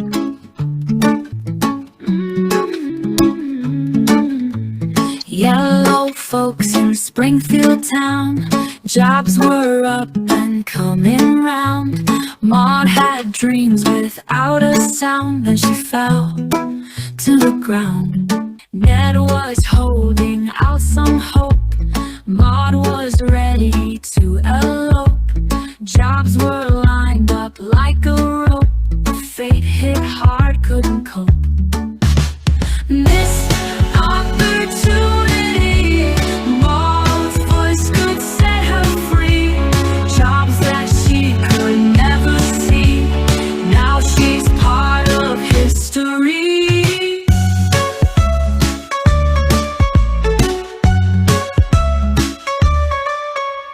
Ned, he looked to skies above, Maude had given all her love, cut down by a push and shove, missed her chance to rise above.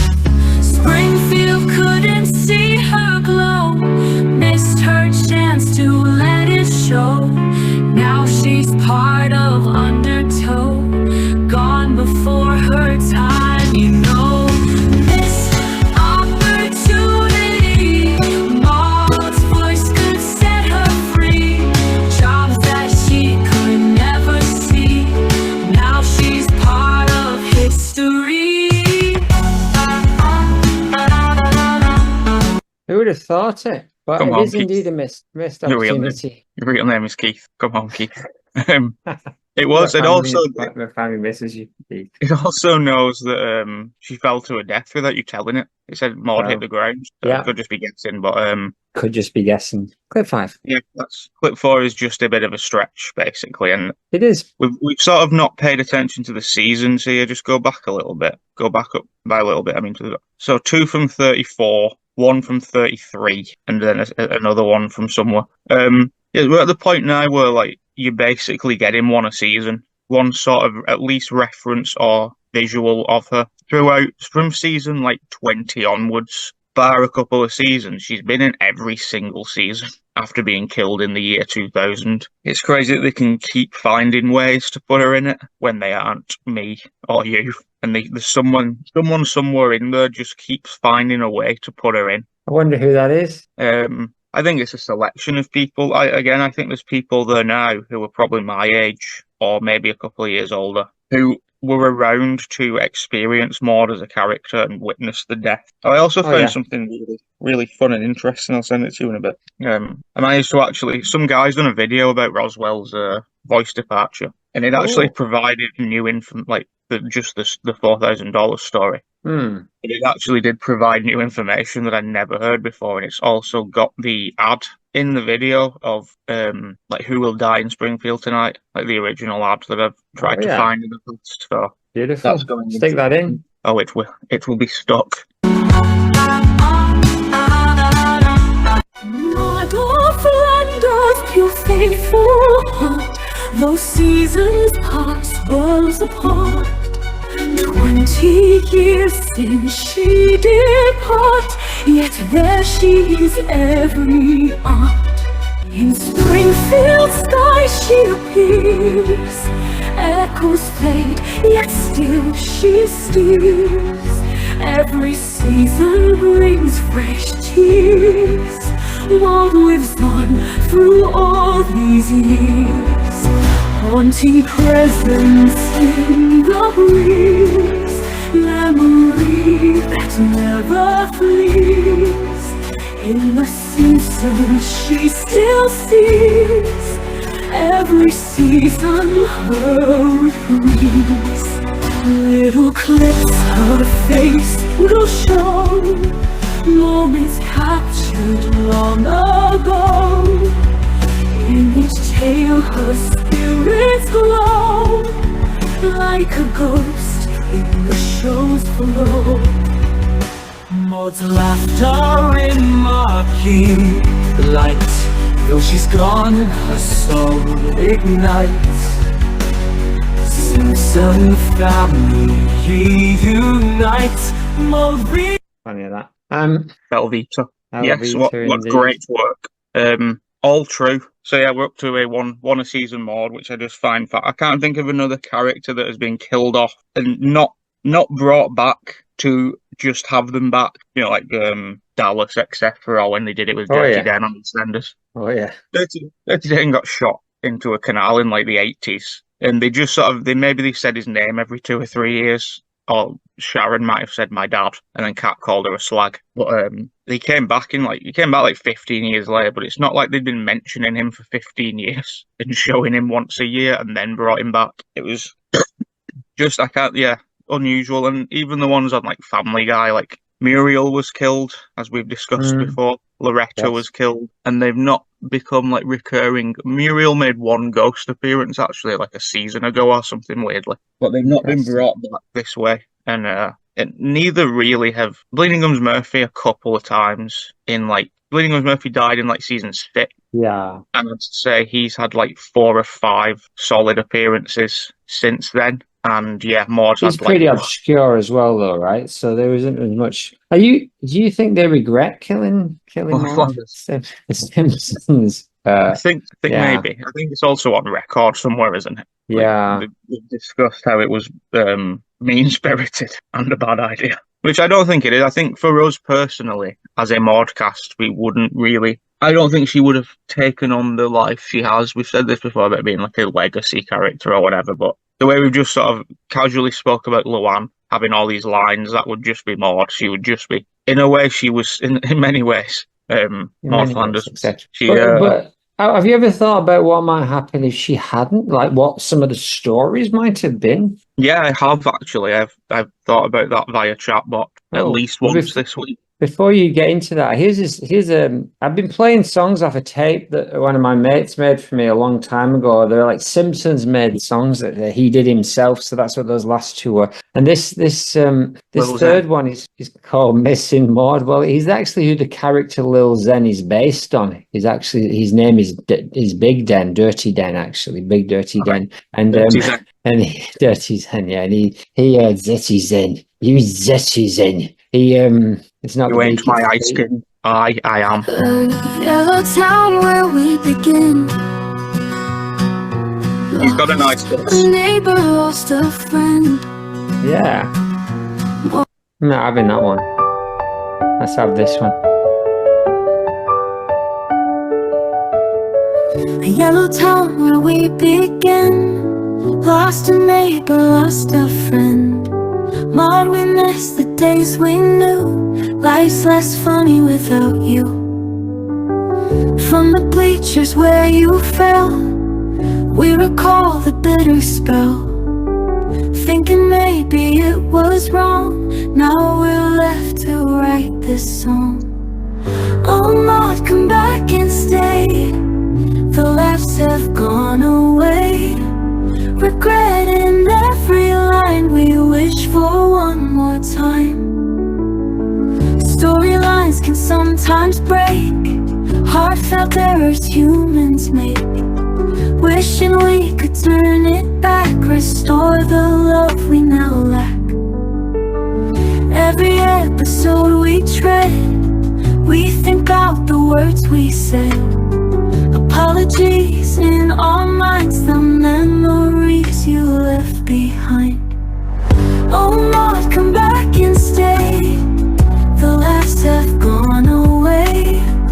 Regret in every line, we wish for one more time.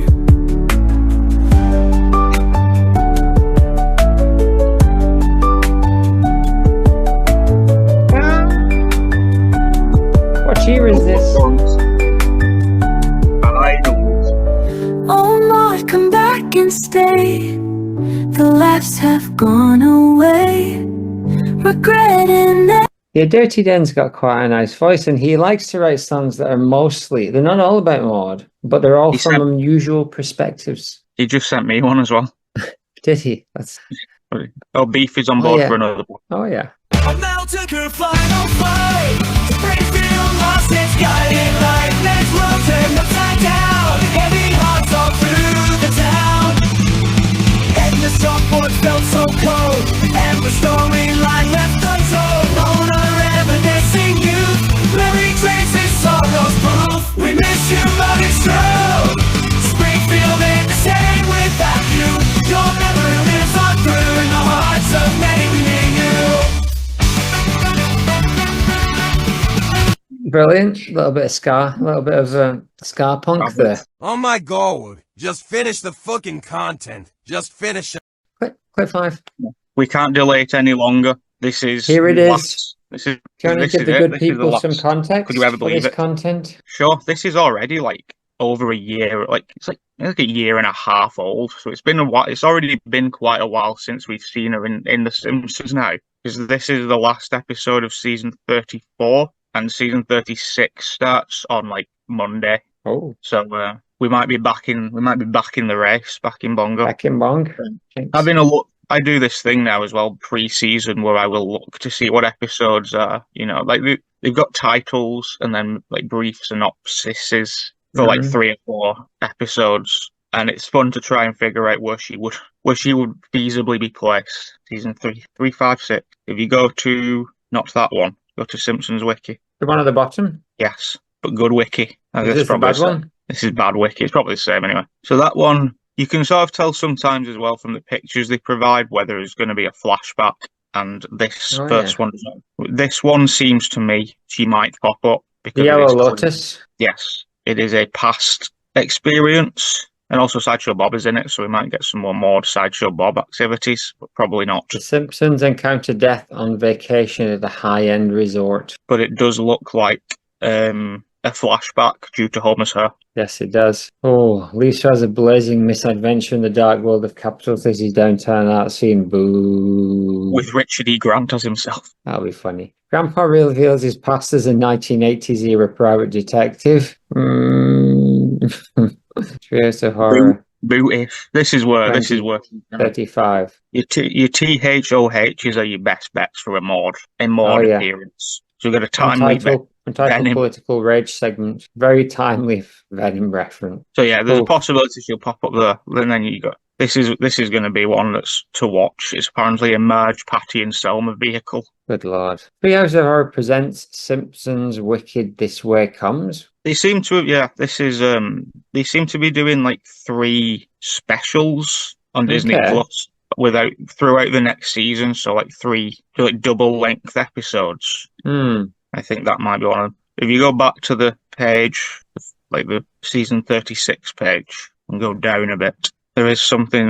So that top one, I think, is going to be the one to watch. Christmas one, isn't it? Double-sized Christmas special. And it just, oh, come on, all ye faithful, sounds a bit neddy. Like, oh, come on. So that feels to me like it. You can tell from the titles alone sometimes who the episode's going to be. But it also does say something within the bit at the bottom of that page. It does say something about Maude and Edna. Really? From a fan message. No, go back one. That must be on Good Wiki. There's a bit where it will Homer not strangle Bart. Oh yeah, because did they say he's not going to strangle him anymore? No, the internet did that. They had a thing about them making a joke about, oh, you can't do that anymore. Right. And everybody kicked off saying it had And literally, like the next episode, as people were still kicking off, he strangled that. I'll show you. Dark Side of the Baby. I think There I've is, thought of an idea for a Simpsons episode, says Sid Hand 970. It is called The Dark Side of the Baby. Right? Scientists analyze Maggie's brain and heart to see if there is answers within her. Then she summons herself a giant robot for her to control from the insides that she invented, and it looks similar to King Andreas from Amphibia, and she brings her Powell's invention that can help her talk in any language. Then she goes to the nuclear power plant. Help her talk in that language. In the background will be the darkest hour. Yeah, but you still didn't find it, but it's on there. It basically said there's going to be an episode where Ned deals with his grief over Maude and Edna within season 36. So we're at least going to be back. We're at least going to be back once more with clips, I can say, because he's at least going to say the word Maude. At the very least, we're going to get. But I don't want too much confidence with this, because I was very confident going into the Larry episode that we were going to get Sam, and they just didn't show him at all, and they didn't show how the name Maudes. So let's jump into our last ever clip of Maude Flanders on the TV show The Simpsons for now. I think before we finish this season, which is going to go on for a lot longer than it should, we will have one more clip. But let's see for now. Are you aware you still aren't doing the content, you absolute wax melts? Do the fucking content. Nobody gives a shit about Grandpa being a 1980s detective. Just get IT the fuck done. Jesus H. Christ. Clip 5. Homer's adventures through the one shit glass. The something glass? The wishing glass? MCM, most current Maude. It's a new kind of opening thing. They're doing an opening sweep across the Simpsons world, and right there under Mothra and near Ralphie, old Famda Sparnets and Duff Beer Bottle Man is a nonplussed Maude. Yeah, exactly. Duff Beer Bottle Man is Duff Near Bottle Near Man is a nonplussed Maude. I couldn't have put it better myself.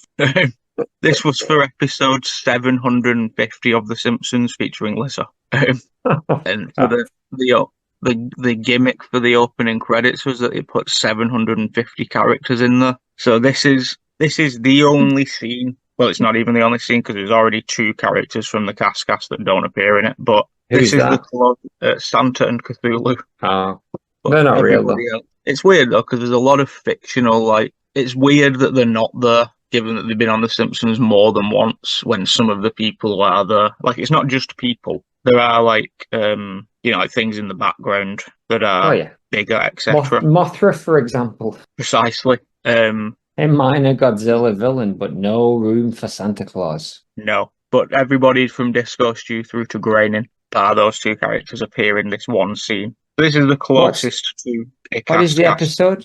Why are they doing this? Homer's Adventures Through the Windshield ones. It's episode 750, so there's 750 characters in the opening. I think just because it's also the season finale, so they're just doing something a little bit special. Yeah, there's so many. There's no point celebrating milestones now for them, so they just do something like kind of little like this. Whereas, for like episode 100, 200, etc., I bet there was probably like promotional things going on around at the time, like tied to it. And like when the movie came out, obviously a lot of things like figurines start popping back up, etc. But when you get to episode like 700, you just sort of do like a special credits. Just get on with it, don't you? Just get on with it. Just grind. Keep going with it, don't look. Exactly. So also the only time Maude and Barb are in this scene, which I like the most. Who's that directly behind Maude? That is Susan Sarandon, the ballet teacher, of course, who teaches Bart ballet. One of the better kind of a non-celebrity. It's Richard. Yellow Weasel? No, almost. He's Richard from Richard and Lewis, aka Young Lenny and Carl. Oh yeah. What do you think of this final Maude? It's in many ways it's iconic, isn't it? In many ways, Maude Flanders was it is.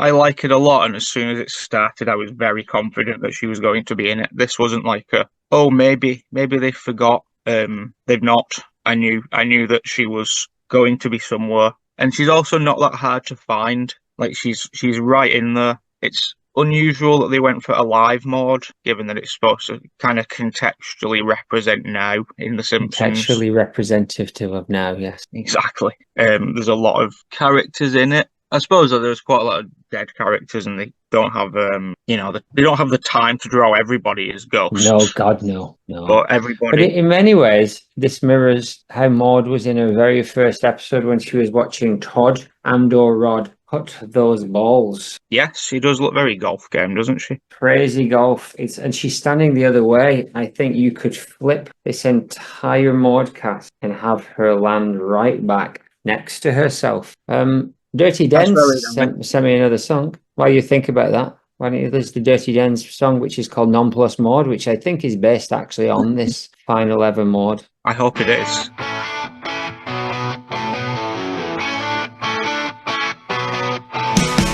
Maude stands still on a Monday. Nothing gets her to flurry. Life just passes by her doorway in a gentle, slow hurry. Church bells ring, she's just sighing. Quiet town is crying. Clutching her pearls, just lying. All the world still fire. Maude's unaffected, dreams uncollected, heart misconnected, still not plus. Neighborhood gossip flowing, all around her is blowing.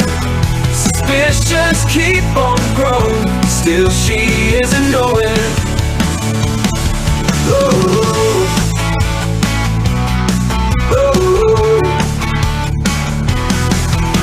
Church bells ring, she's just sighing. Quiet town is crying. Clutching her pearls, just lying. All the world still fire. Maude's unaffected, dreams uncollected, heart misconnected, still not plus. Neighborhood gossip flowing, all around her is blowing. Suspicions keep on growing, still she isn't knowing.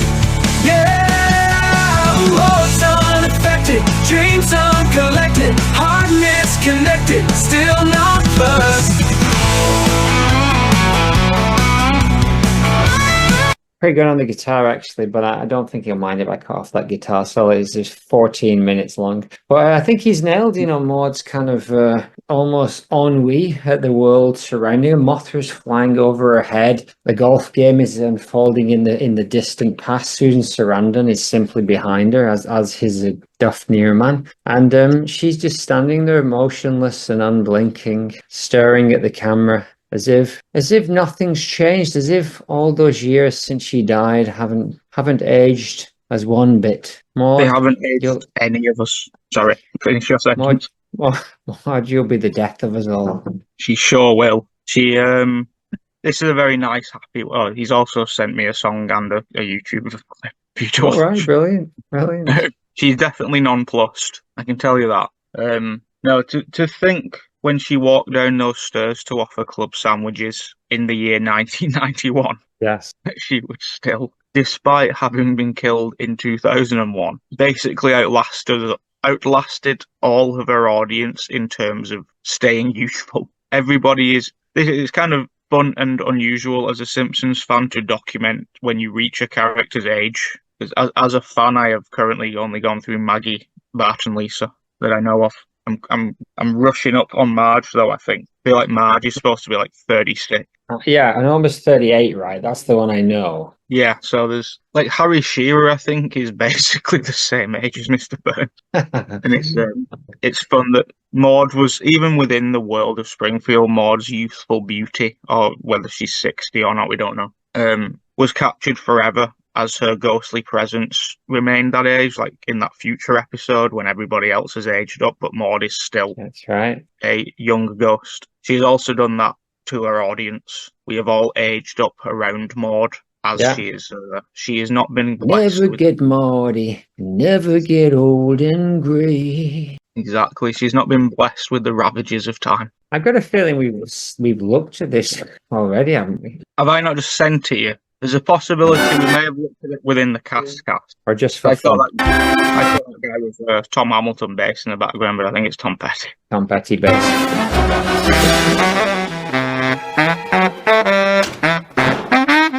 Of course, as this is an audio podcast, The viewers are simply listening to the Simpsons theme tune. Which is They'll probably be the first okay. time we've played it in the history of this podcast. Did I miss her? Yes, you got Rod, Todd, and Barb though. There you He's go, sort front of and like centre. that's what I mean in terms of the other characters as well. Like there's some like really far in the background. It was really the one that was hardest to spot was Edna, and it took me. Oh, yeah. That was the only one because she's behind the door in the school just as he leaves the classroom, and I had to go online to find that one. Everybody else I managed to find myself. Disrespecting. Who's this one in the like this shadow thing in the background? I don't even know. That's Death Note over there. Yes, exactly. Room for And the Death guy- Note, no room for Cthulhu. Room for Bill Cipher from Gravity Falls. One of my Indeed. favourite villains. Brilliant. Room for the Um, drag queen Monet Exchange is also at the front of that too, in front of Barb, but no room for Cthulhu. No room for Cthulhu. No room at the end. Take my mood out to be a moose. So yeah, that wraps up TV show Maude from bringing in sandwiches, and it's nice that all the big stuff that's happened. She's died. She's become a ghost. She's been an evil ghost, etc. Her Yeah. last current clip, she's still just sort of stood outside the Flanders home. She just stood there as she will always would be in many ways in our mind, etc., etc. And if we just go back, the last 3 clips, she was a robot version of her was shot by a t-shirt cannon. She was simply a photograph on a sideboard, and before that, just a message in the words of her husband. Indeed. Here's one thing. The clips are over for now. Clips are over. Yeah, Dirty Den sent me a song called Maude with the Death of Us All to celebrate us, finishing this songs, these clips, this Millpool. Mind you stand so tall, watching us all fall through the highs and lows, always in control. Hearts beat as you stroll, life takes its toll, but you never see the end of your spree. You'll be the death of us all. While we crumble, you'll stand tall. In our memories, you'll recall. Maude, you'll be the death of us all.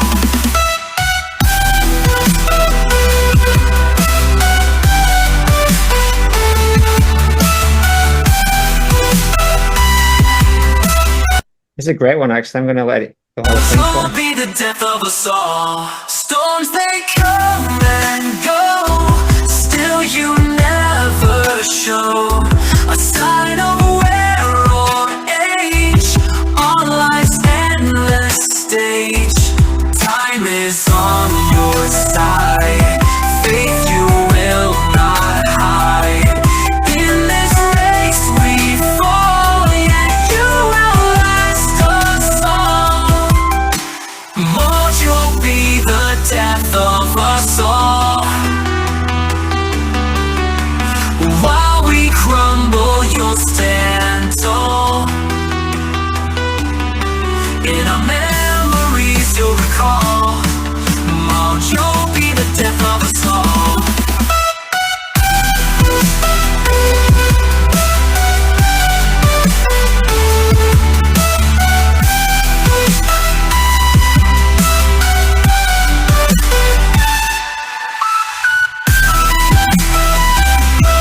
Oh, Dirty Dan. Who would have thought you would have been one step up from Lil Zen in your creation? I thought he was the chosen one. Brilliant. Anything more than this to say other than, and that is a wrap on Maude TV content. We did it. WWHTI. But it's not Q over. Hooray. Hooray indeed. We've now completed the initial task, which I thought would take 50 episodes. And How many did it take? This has got to be like 110, 111, something like that. Yeah. We're over a season since episode 100.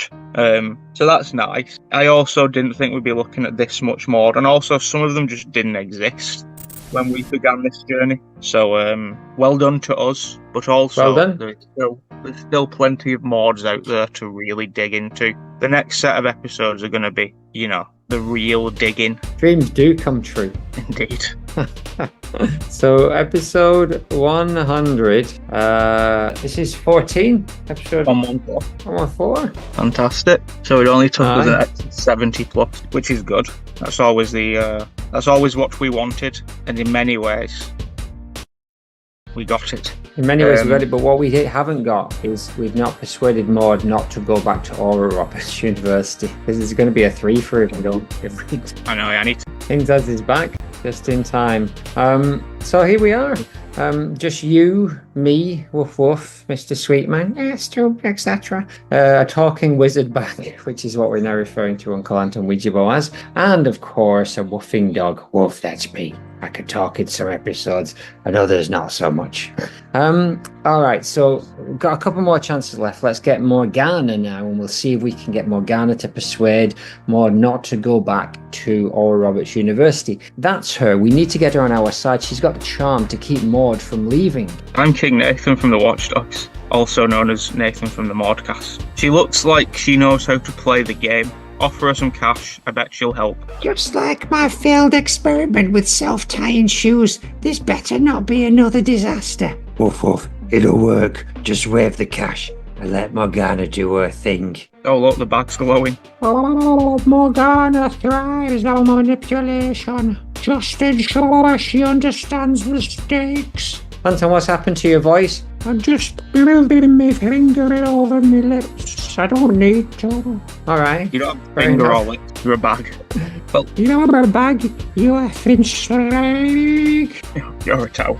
Anyway, here you go. Hey, young lady, I have a proposition for you. Oh, I'm listening. We're trying to keep Maude, your cousin, here in Springfield. She's talking about going back to Oral Roberts University. We can't let that happen. Bad things will happen if we do. We need you to convince her that staying is in her best interest. Oh, my cousin Maude. Well, there's mischief in my eyes as I say this. What's in it for me, Morgana Huntington? Let's just say a brown envelope full of cash for your persuasive squills. You have garnered an intrigued eyebrow from me, but how do you expect me to do that? Well, Morgana, we've got a fake job offer lined up. A legal assistant position with Star Hawthorne and Associates. I'd rather have a packet of Hawthorns. You make it sound appealing and Maude will see it as an opportunity. Oh, nod. Consider it done. I'll make sure she sees this as the chance of a lifetime. ... Maude's coming in now. Quick, let's hide it back in the shadows, boys. Let's do it. Let's just sit and watch as she's sat at a table at, I think, Oral Roberts University or something. Or she's just in where we are. She's looking at textbooks and brochures for it. Oh my God, Morgana's going over. Maude, darling, I heard you're considering going back to Oral Roberts University. Is that really the best move for you? Oh, Morgana, I'm surprised to see you smile. I feel like I need a fresh start. I've been thinking about what I really want. Well, Maude, what have I told you? There's a fantastic opportunity waiting for you here. Hawthorne and Associates is looking for a legal assistant. They need someone just like you. Oh, you've garnered an eyebrow raise from me. My cousin. Really? But I've already committed to going back. Well, whatever, you've been there before, Maude. This is your chance to make it a real impact here. Imagine the experience you could gain right here in Turnship, wherever we are. Springfield Township. Springfield's Turnship. Here's a brown envelope of cash. You could pay off those student loans, build your resume, and actually help people in your community. Oh, I'm glancing at the envelope and feeling the weight of the envelope. It does sound tempting. Why rush back to a place that didn't quite work for you before you got put in a Wickle-the-Wan? Stay here, take this job, and really make a difference. Oh, for a moment I am torn between my dreams and the allure of the bag of cash. I appreciate the offer, but I really need to think this through, cousin. I want to do things the right way. Of course, but know that opportunities like this don't come around often. Thank you, but I have to follow my own path. Bye. Go. Oh my go goodness, now. her smile is fading. Bye, bus driver. Oh yeah, she's her smile is fading off. She's walked off. He looks defeated. But one of them's got our envelope of cash and it didn't work. Looks like we need a new plan. We do. We've just given her $4,000 in an envelope, and like that's not going to do anything for us. Woof. Don't worry, it wasn't real money. Well, it was just made up cartoon TV show money. Oh good. Oh good. Thank you, Uncle Plastic Bag. What's that, Dirty Den? You've written us a song called About Our Uncle Plastic Bag. Shall we have a look at some mod art? Yeah. Here's the first piece of mod art. It's called Maude Flanders Toy from Etsy. Is this Maude Flanders art, or is this just art? It's called Maude Flanders Toy, and it was on Etsy. I say it looks like the woman from Home Alone. Brenda Blethyn. It looks like one of the mice from Bagpuss. We will cut them, we will bickle them, we will cut it in do. We will something, every little bit of it. We will something like blue. Exactly. So if you were to smash that into a rat toy that looked like the woman from Home Alone, you would apparently have some Maude Flanders merchandise. I like it though. I like it too. Cute.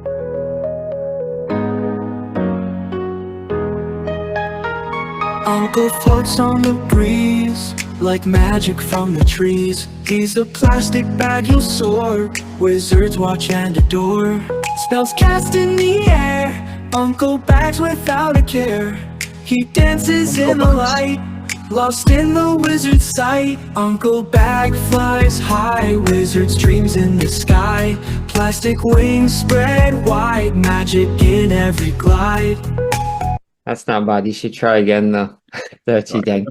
There's another. Here's a second one. It's from Drawception, our favourite Maude Flanders based art platform. Powerpuff Girls kill Maude Flanders. They certainly do. Only two of them though. It appears that I believe Bubbles is missing the blue one. I mean, it's hard to discuss the art when it's not on screen.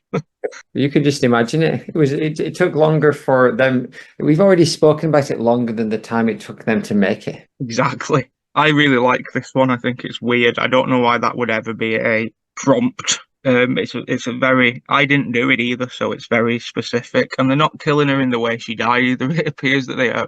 Blossom, the middle one, appears to be punching her through the stomach, like ripping out her insides. And the bottom one, one at the bottom, Buttercup, yeah. I think. I forgot which order they're in, is just zapping her to death. But she is standing in the way that she actually, that's exactly what she looked like as she was falling over the edge, right? So you could actually just imagine that's just, if they put the actual background on that, it would look perfect. Yeah, I agree actually. And I like the face, it looks sad. It's a sad face. She's crying blood from the looks of things, or it might be makeup. I think she's crying blood and she's wearing her customary, as I've been told she wears lipstick in most episodes.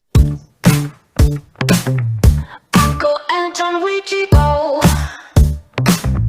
Plastic wizard back supreme, turning trash into dream. He's the king of the scene. That's better, Dirty Den.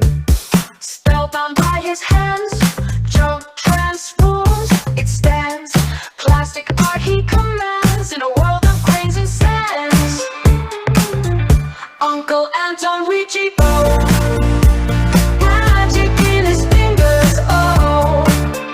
Oh yeah. Bringing life to what we throw. Watch him work, watch him glow. Bags and bottles come alive. See his genius start to thrive, crafting worlds to survive. From the waste we derive. Uncle Anton Ouija Go. Magic in his fingers, oh. Bringing life to what we throw. Watch him work, watch him glow. Plastic potions, miracle motion, recycling with a magical notion. Crafty wizard, plastic ocean, Anton's art, no commotion.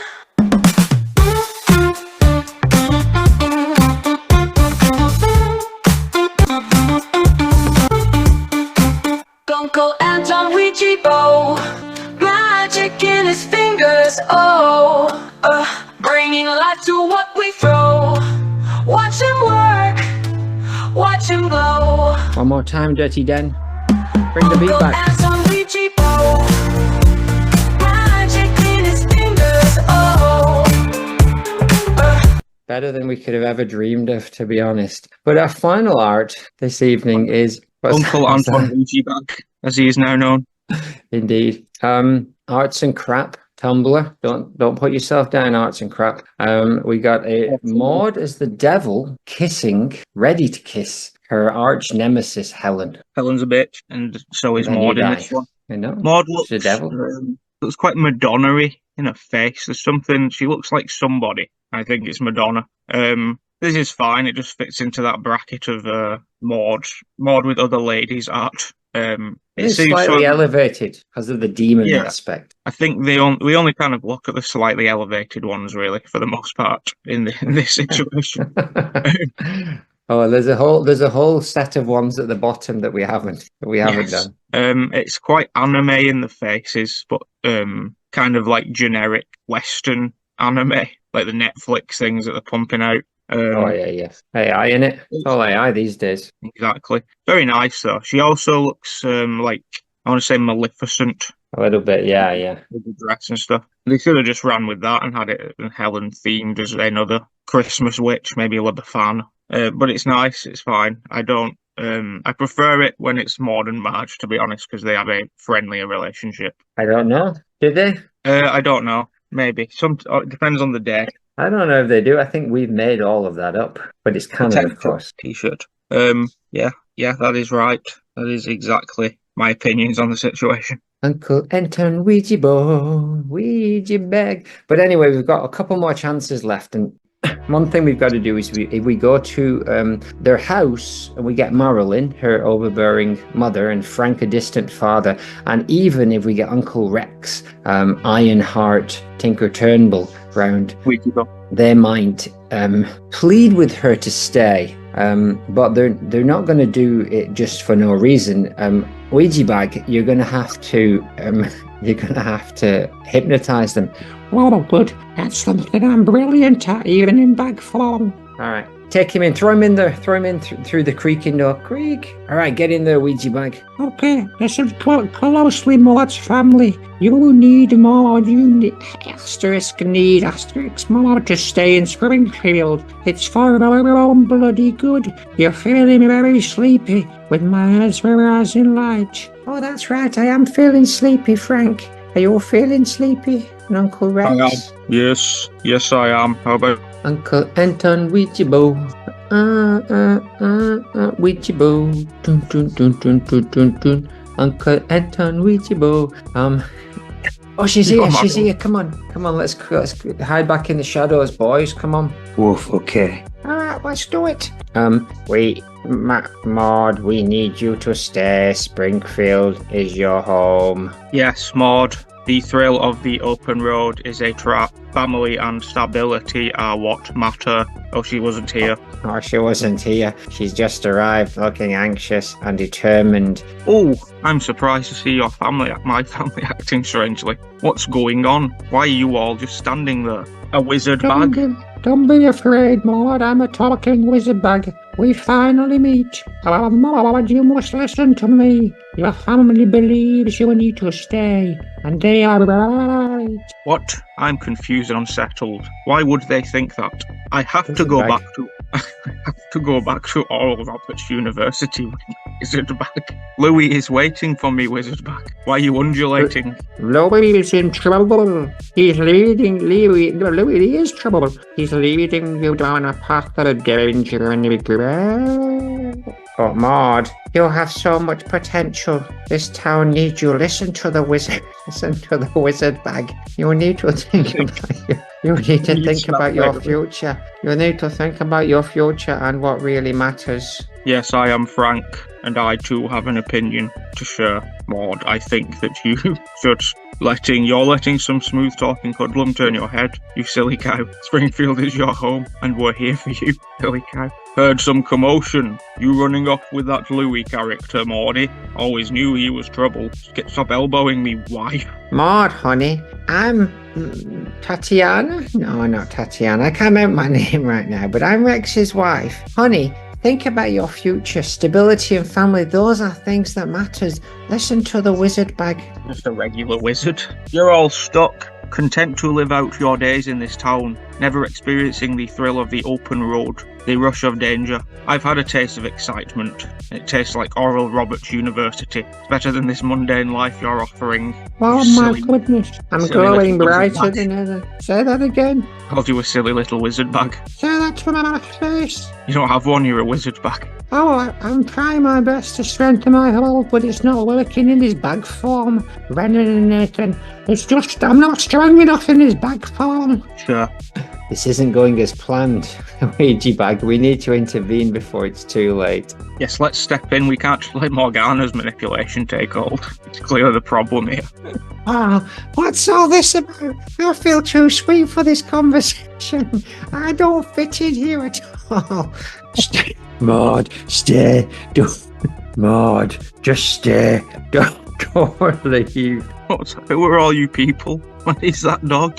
Why is there a talking dog in my living room? What is Tie Dog? What have we done for lads? She's not. She's seen us. That's Robert. That's Jimmy one. The time. I just want. We're buggering up the time space continuum. I just want to experience life. Why is this wizard bag and this talking dog and 4 people crouching in the corner who think I can't see them? Why are you all trying to hold me back? We will see. Staying is the best choice. All right, let's Skype it. Well, that Where's Rob? was silly. They got taken by Richard and Judy, and we don't know where they are. They disappeared a couple of episodes back. I remember now. I imagine we'll come across them in Turn Peaks, given that it's that's the reference. Anyway, do you have time for a diary? I do. I have time for a uncoordinated but somehow fits into this story diary. Dear diary, it's me, Maude, Flanders. I'm currently living next door to the Simpsons house at either 744 or 740 Evergreen Terrace. I have a confession to make, diary. Today, Ned took Rod and Todd fishing, because occasionally he's into the outdoors and stuff, isn't he? Yeah. So he took them fishing, but only for those little Jesus fish that you get. He put a load in the river first as a treat for Rod and Todd, but they're still probably going to cry. Cheapy. That bottom one's called Cheapy. But I was alone in the house, and I have a terrible confession to make, diary. I made a call to my old flame, Louis, and I asked him to come round to the house whilst Ned was away. So Louis came to the house, and I invited him in and made him some Flanders style nachos and some unsalted water or whatever I drink these days. And I said to Louis, I have a confession to make, Louis, and things are going to be real bad for you for the next couple of weeks. My next door neighbour, as you well know, my next door neighbour, Marge Simpson, has contacted you about her husband has contacted you about the pretzel thing, and unfortunately my hand has been turned, and I have had to contact the Japanese mafia, the Yakuza. So unfortunately, Louis, I have essentially staged a battle between your crew and the Yakuza to occur in a couple of days. But I wanted to give you a heads up because of our past relationship and the fact that we are friends still to an extent, but secretly. Because you were always kind to me, so I would like to return the kindness by telling you that it is going to happen on the Simpsons lawn. So come prepared so that you can beat the Yakuza bag wizard. Yeah, that's basically it. I set it up like it was going to be worse than it is, but actually I just invited Louis around to tell him that I'd had to speak to the Yakuza, who he initially put me in touch with at a lovely fancy dinner one night in the 80s when Grandpa was a detective. Yeah, that's it. I let him go. We had a big laugh about how much of a bitch Helen is, and then he went and told Fat Tony, so they had the up on the Yakuza, the gang that I actually brought to the fight. I had double-crossed in a way. Let's hope they never find out and turn up at a NASCAR race. Goodbye, diary. Helen's a bitch. And Luan is not. No, Mine's a good friend. That's interesting that she invited Louis around and she kind of let him in on the game because, you know, right now we're in our real world. We're at the point where I think we must have zipped forward a few weeks or days with. No, it's real time. There's just a lot going on. All right, thanks, Anton. But yeah, thanks, Wheaties. So apparently, like, we're now looking into Maude's apartment, and she's realised that this might not work out for her, as she's seen Louis murder a man. Yes. And it looks like the police are on their way. Her apartment's in disarray, evidence of some earlier confrontation. Maude is alone on her bed, visibly shaken. Suitcase lies on the floor, clothes spilling out. She's seen something. She's definitely seen something. She's shaking like she's at a golf game. Something that's shaking her to her core. The truth about Louis, perhaps? We knew he was bad news, but this is something else entirely. It could be all the people that were crammed into her living room and frustrating things about her future at her. She seems to be looking. Oh yeah, you're right. It is years later, isn't it? But somehow the same day. Her eyes are fixed on a framed picture of her younger self standing proudly in front of Oral Roberts' graduation gown. No, she's standing proudly in her Springfield University graduation gown. Side, back, flash side.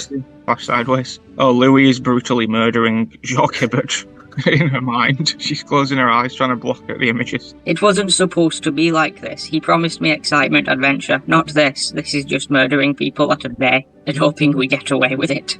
I'm remembering Louis' seductive whispers promising a life beyond the confines of Springfield's township, filled with passion and luxury, things I never really cared for. But the reality I now see is far more sinister. He's not the mafia man I thought he was. He's a monster. His image is contorted with rage in my mind now, as he silenced Jacques Hibbert forever. Mr. Burns in my mind. I'm shuddering, I'm pushing the suitcase away with a sense of revulsion. I can't do this. I can't throw my future away for a life of crime and violence. I have to go back. Lost. I have a new determination in my eyes. Oh, I'm going to gather all my scattered clothes and putting them back into the suitcase. I need to go back to university, the proper one, not the cheap community Springfield University one. I need to finish my law degree, apparently. I need to make a difference. Oh my goodness, why can't I be sweet enough for this? I burned my last batch of cookies again. They were supposed to be chocolate chip, but they somehow turned into charcoal discs. And then I tried to impress my goldfish by training it to jump through a hoop, but it just swam in circles and ignored me. Hello, please, quickly, they're back. I told you they'd be back. You told me I'd be okay. They're back. It's been years. She's made her choice. She can't see us, we're crouched in the corner. But sometimes the right choice is the hardest one. I think she might be able to see us. She's walking into a different kind of darkness, Nathan. Natty. A darkness that will shape her, define her, and ultimately destroy her. Oh, she's got a face of resolve and she's gathering her suitcase and heading towards the door. She's unaware of the storm awaiting her outside. What? And let's not forget the time I tried to impress my neighbour with my world-famous spaghetti, only to use expired sauce and send everyone running for the bathroom. Can't a guy catch a break? Wah, wah, wah, wah. Take your hands off me, I have a taser in this backpack. I'm going now, but I do have a resolve wavering for a moment. This is chaos, I'm going batshit. We've blown it, boys, haven't we? Oh, yes, we seem to have bloody proper blown it this time. Well, I think this is the first time we've ever been in a room with her. We handled it quite well. Oh, good lord. Should we finish with the song? This is like 2.5 hours, this episode. Let's finish with the song before the police get here.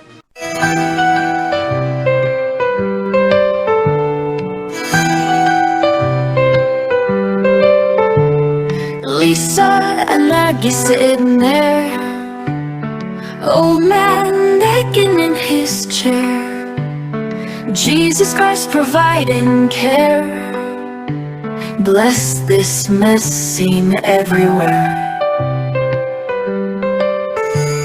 On the shelf a book it lies, smiling faces in the skies, floating head Maude spies, college dreams and tie-dye ties.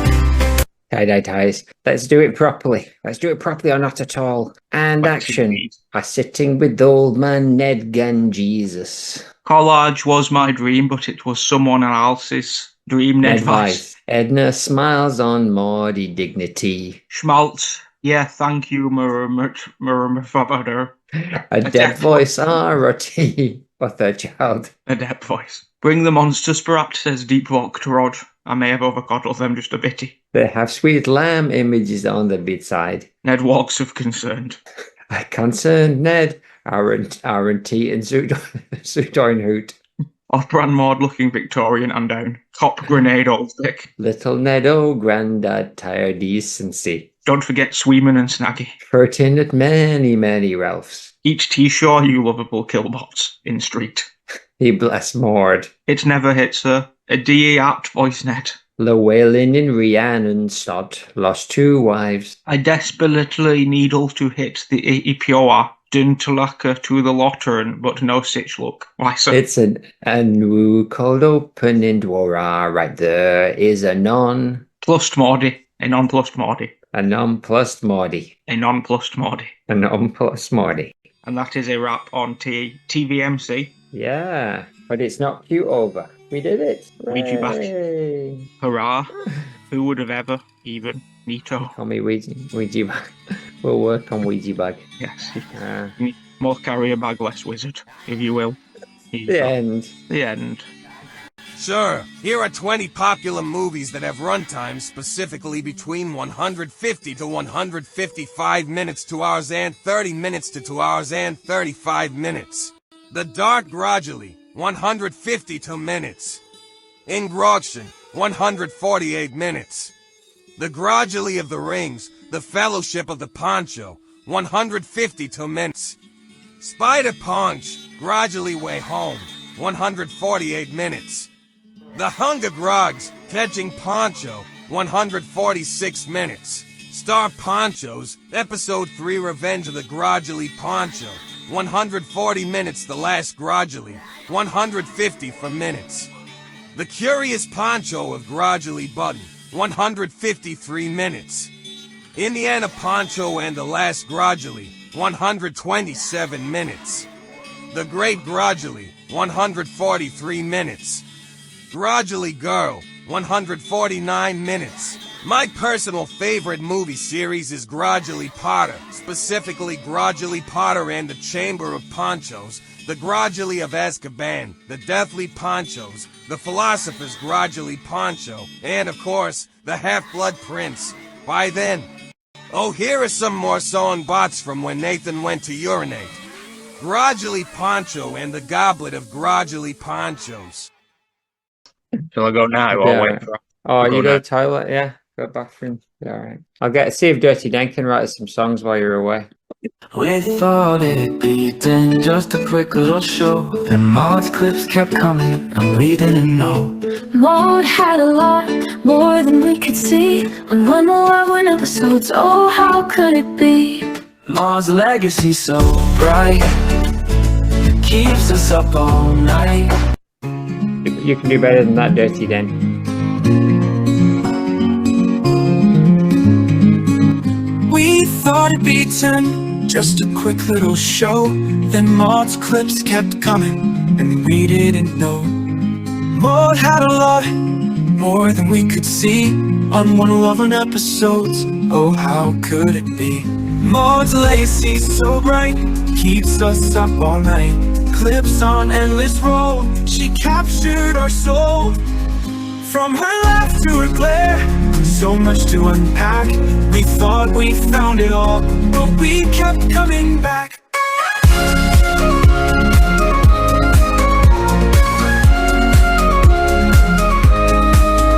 Episode by episode, we took our sweet time. Maude's clips gave us gold in every rhyme.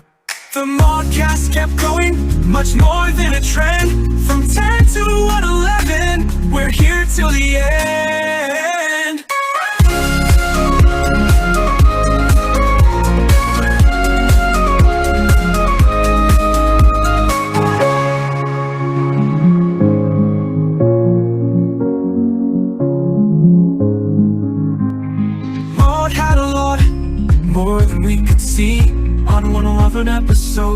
Oh, how could it be?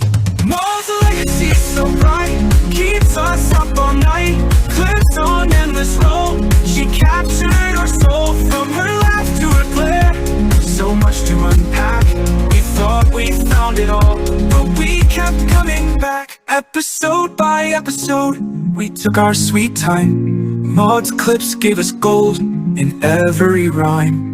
The Maudecast kept growing, much more than a trend. From 10 to 111, we're here till the end.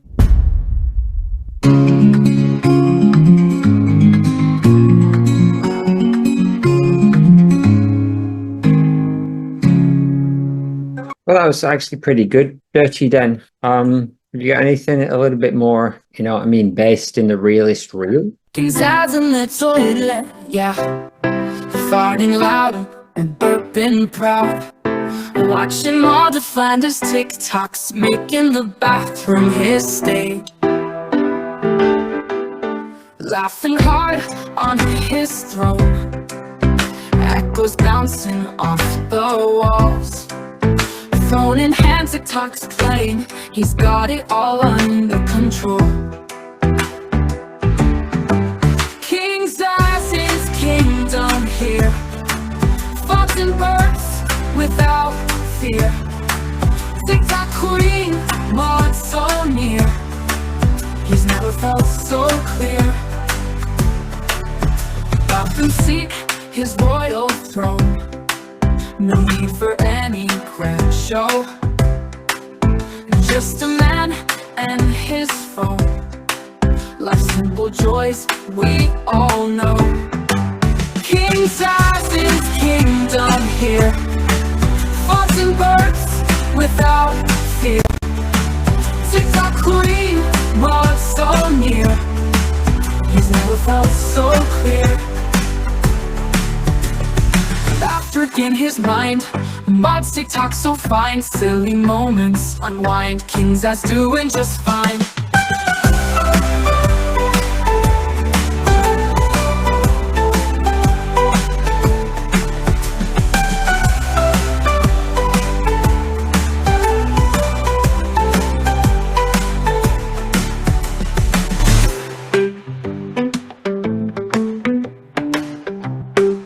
King's As doing just fine. King's As is back.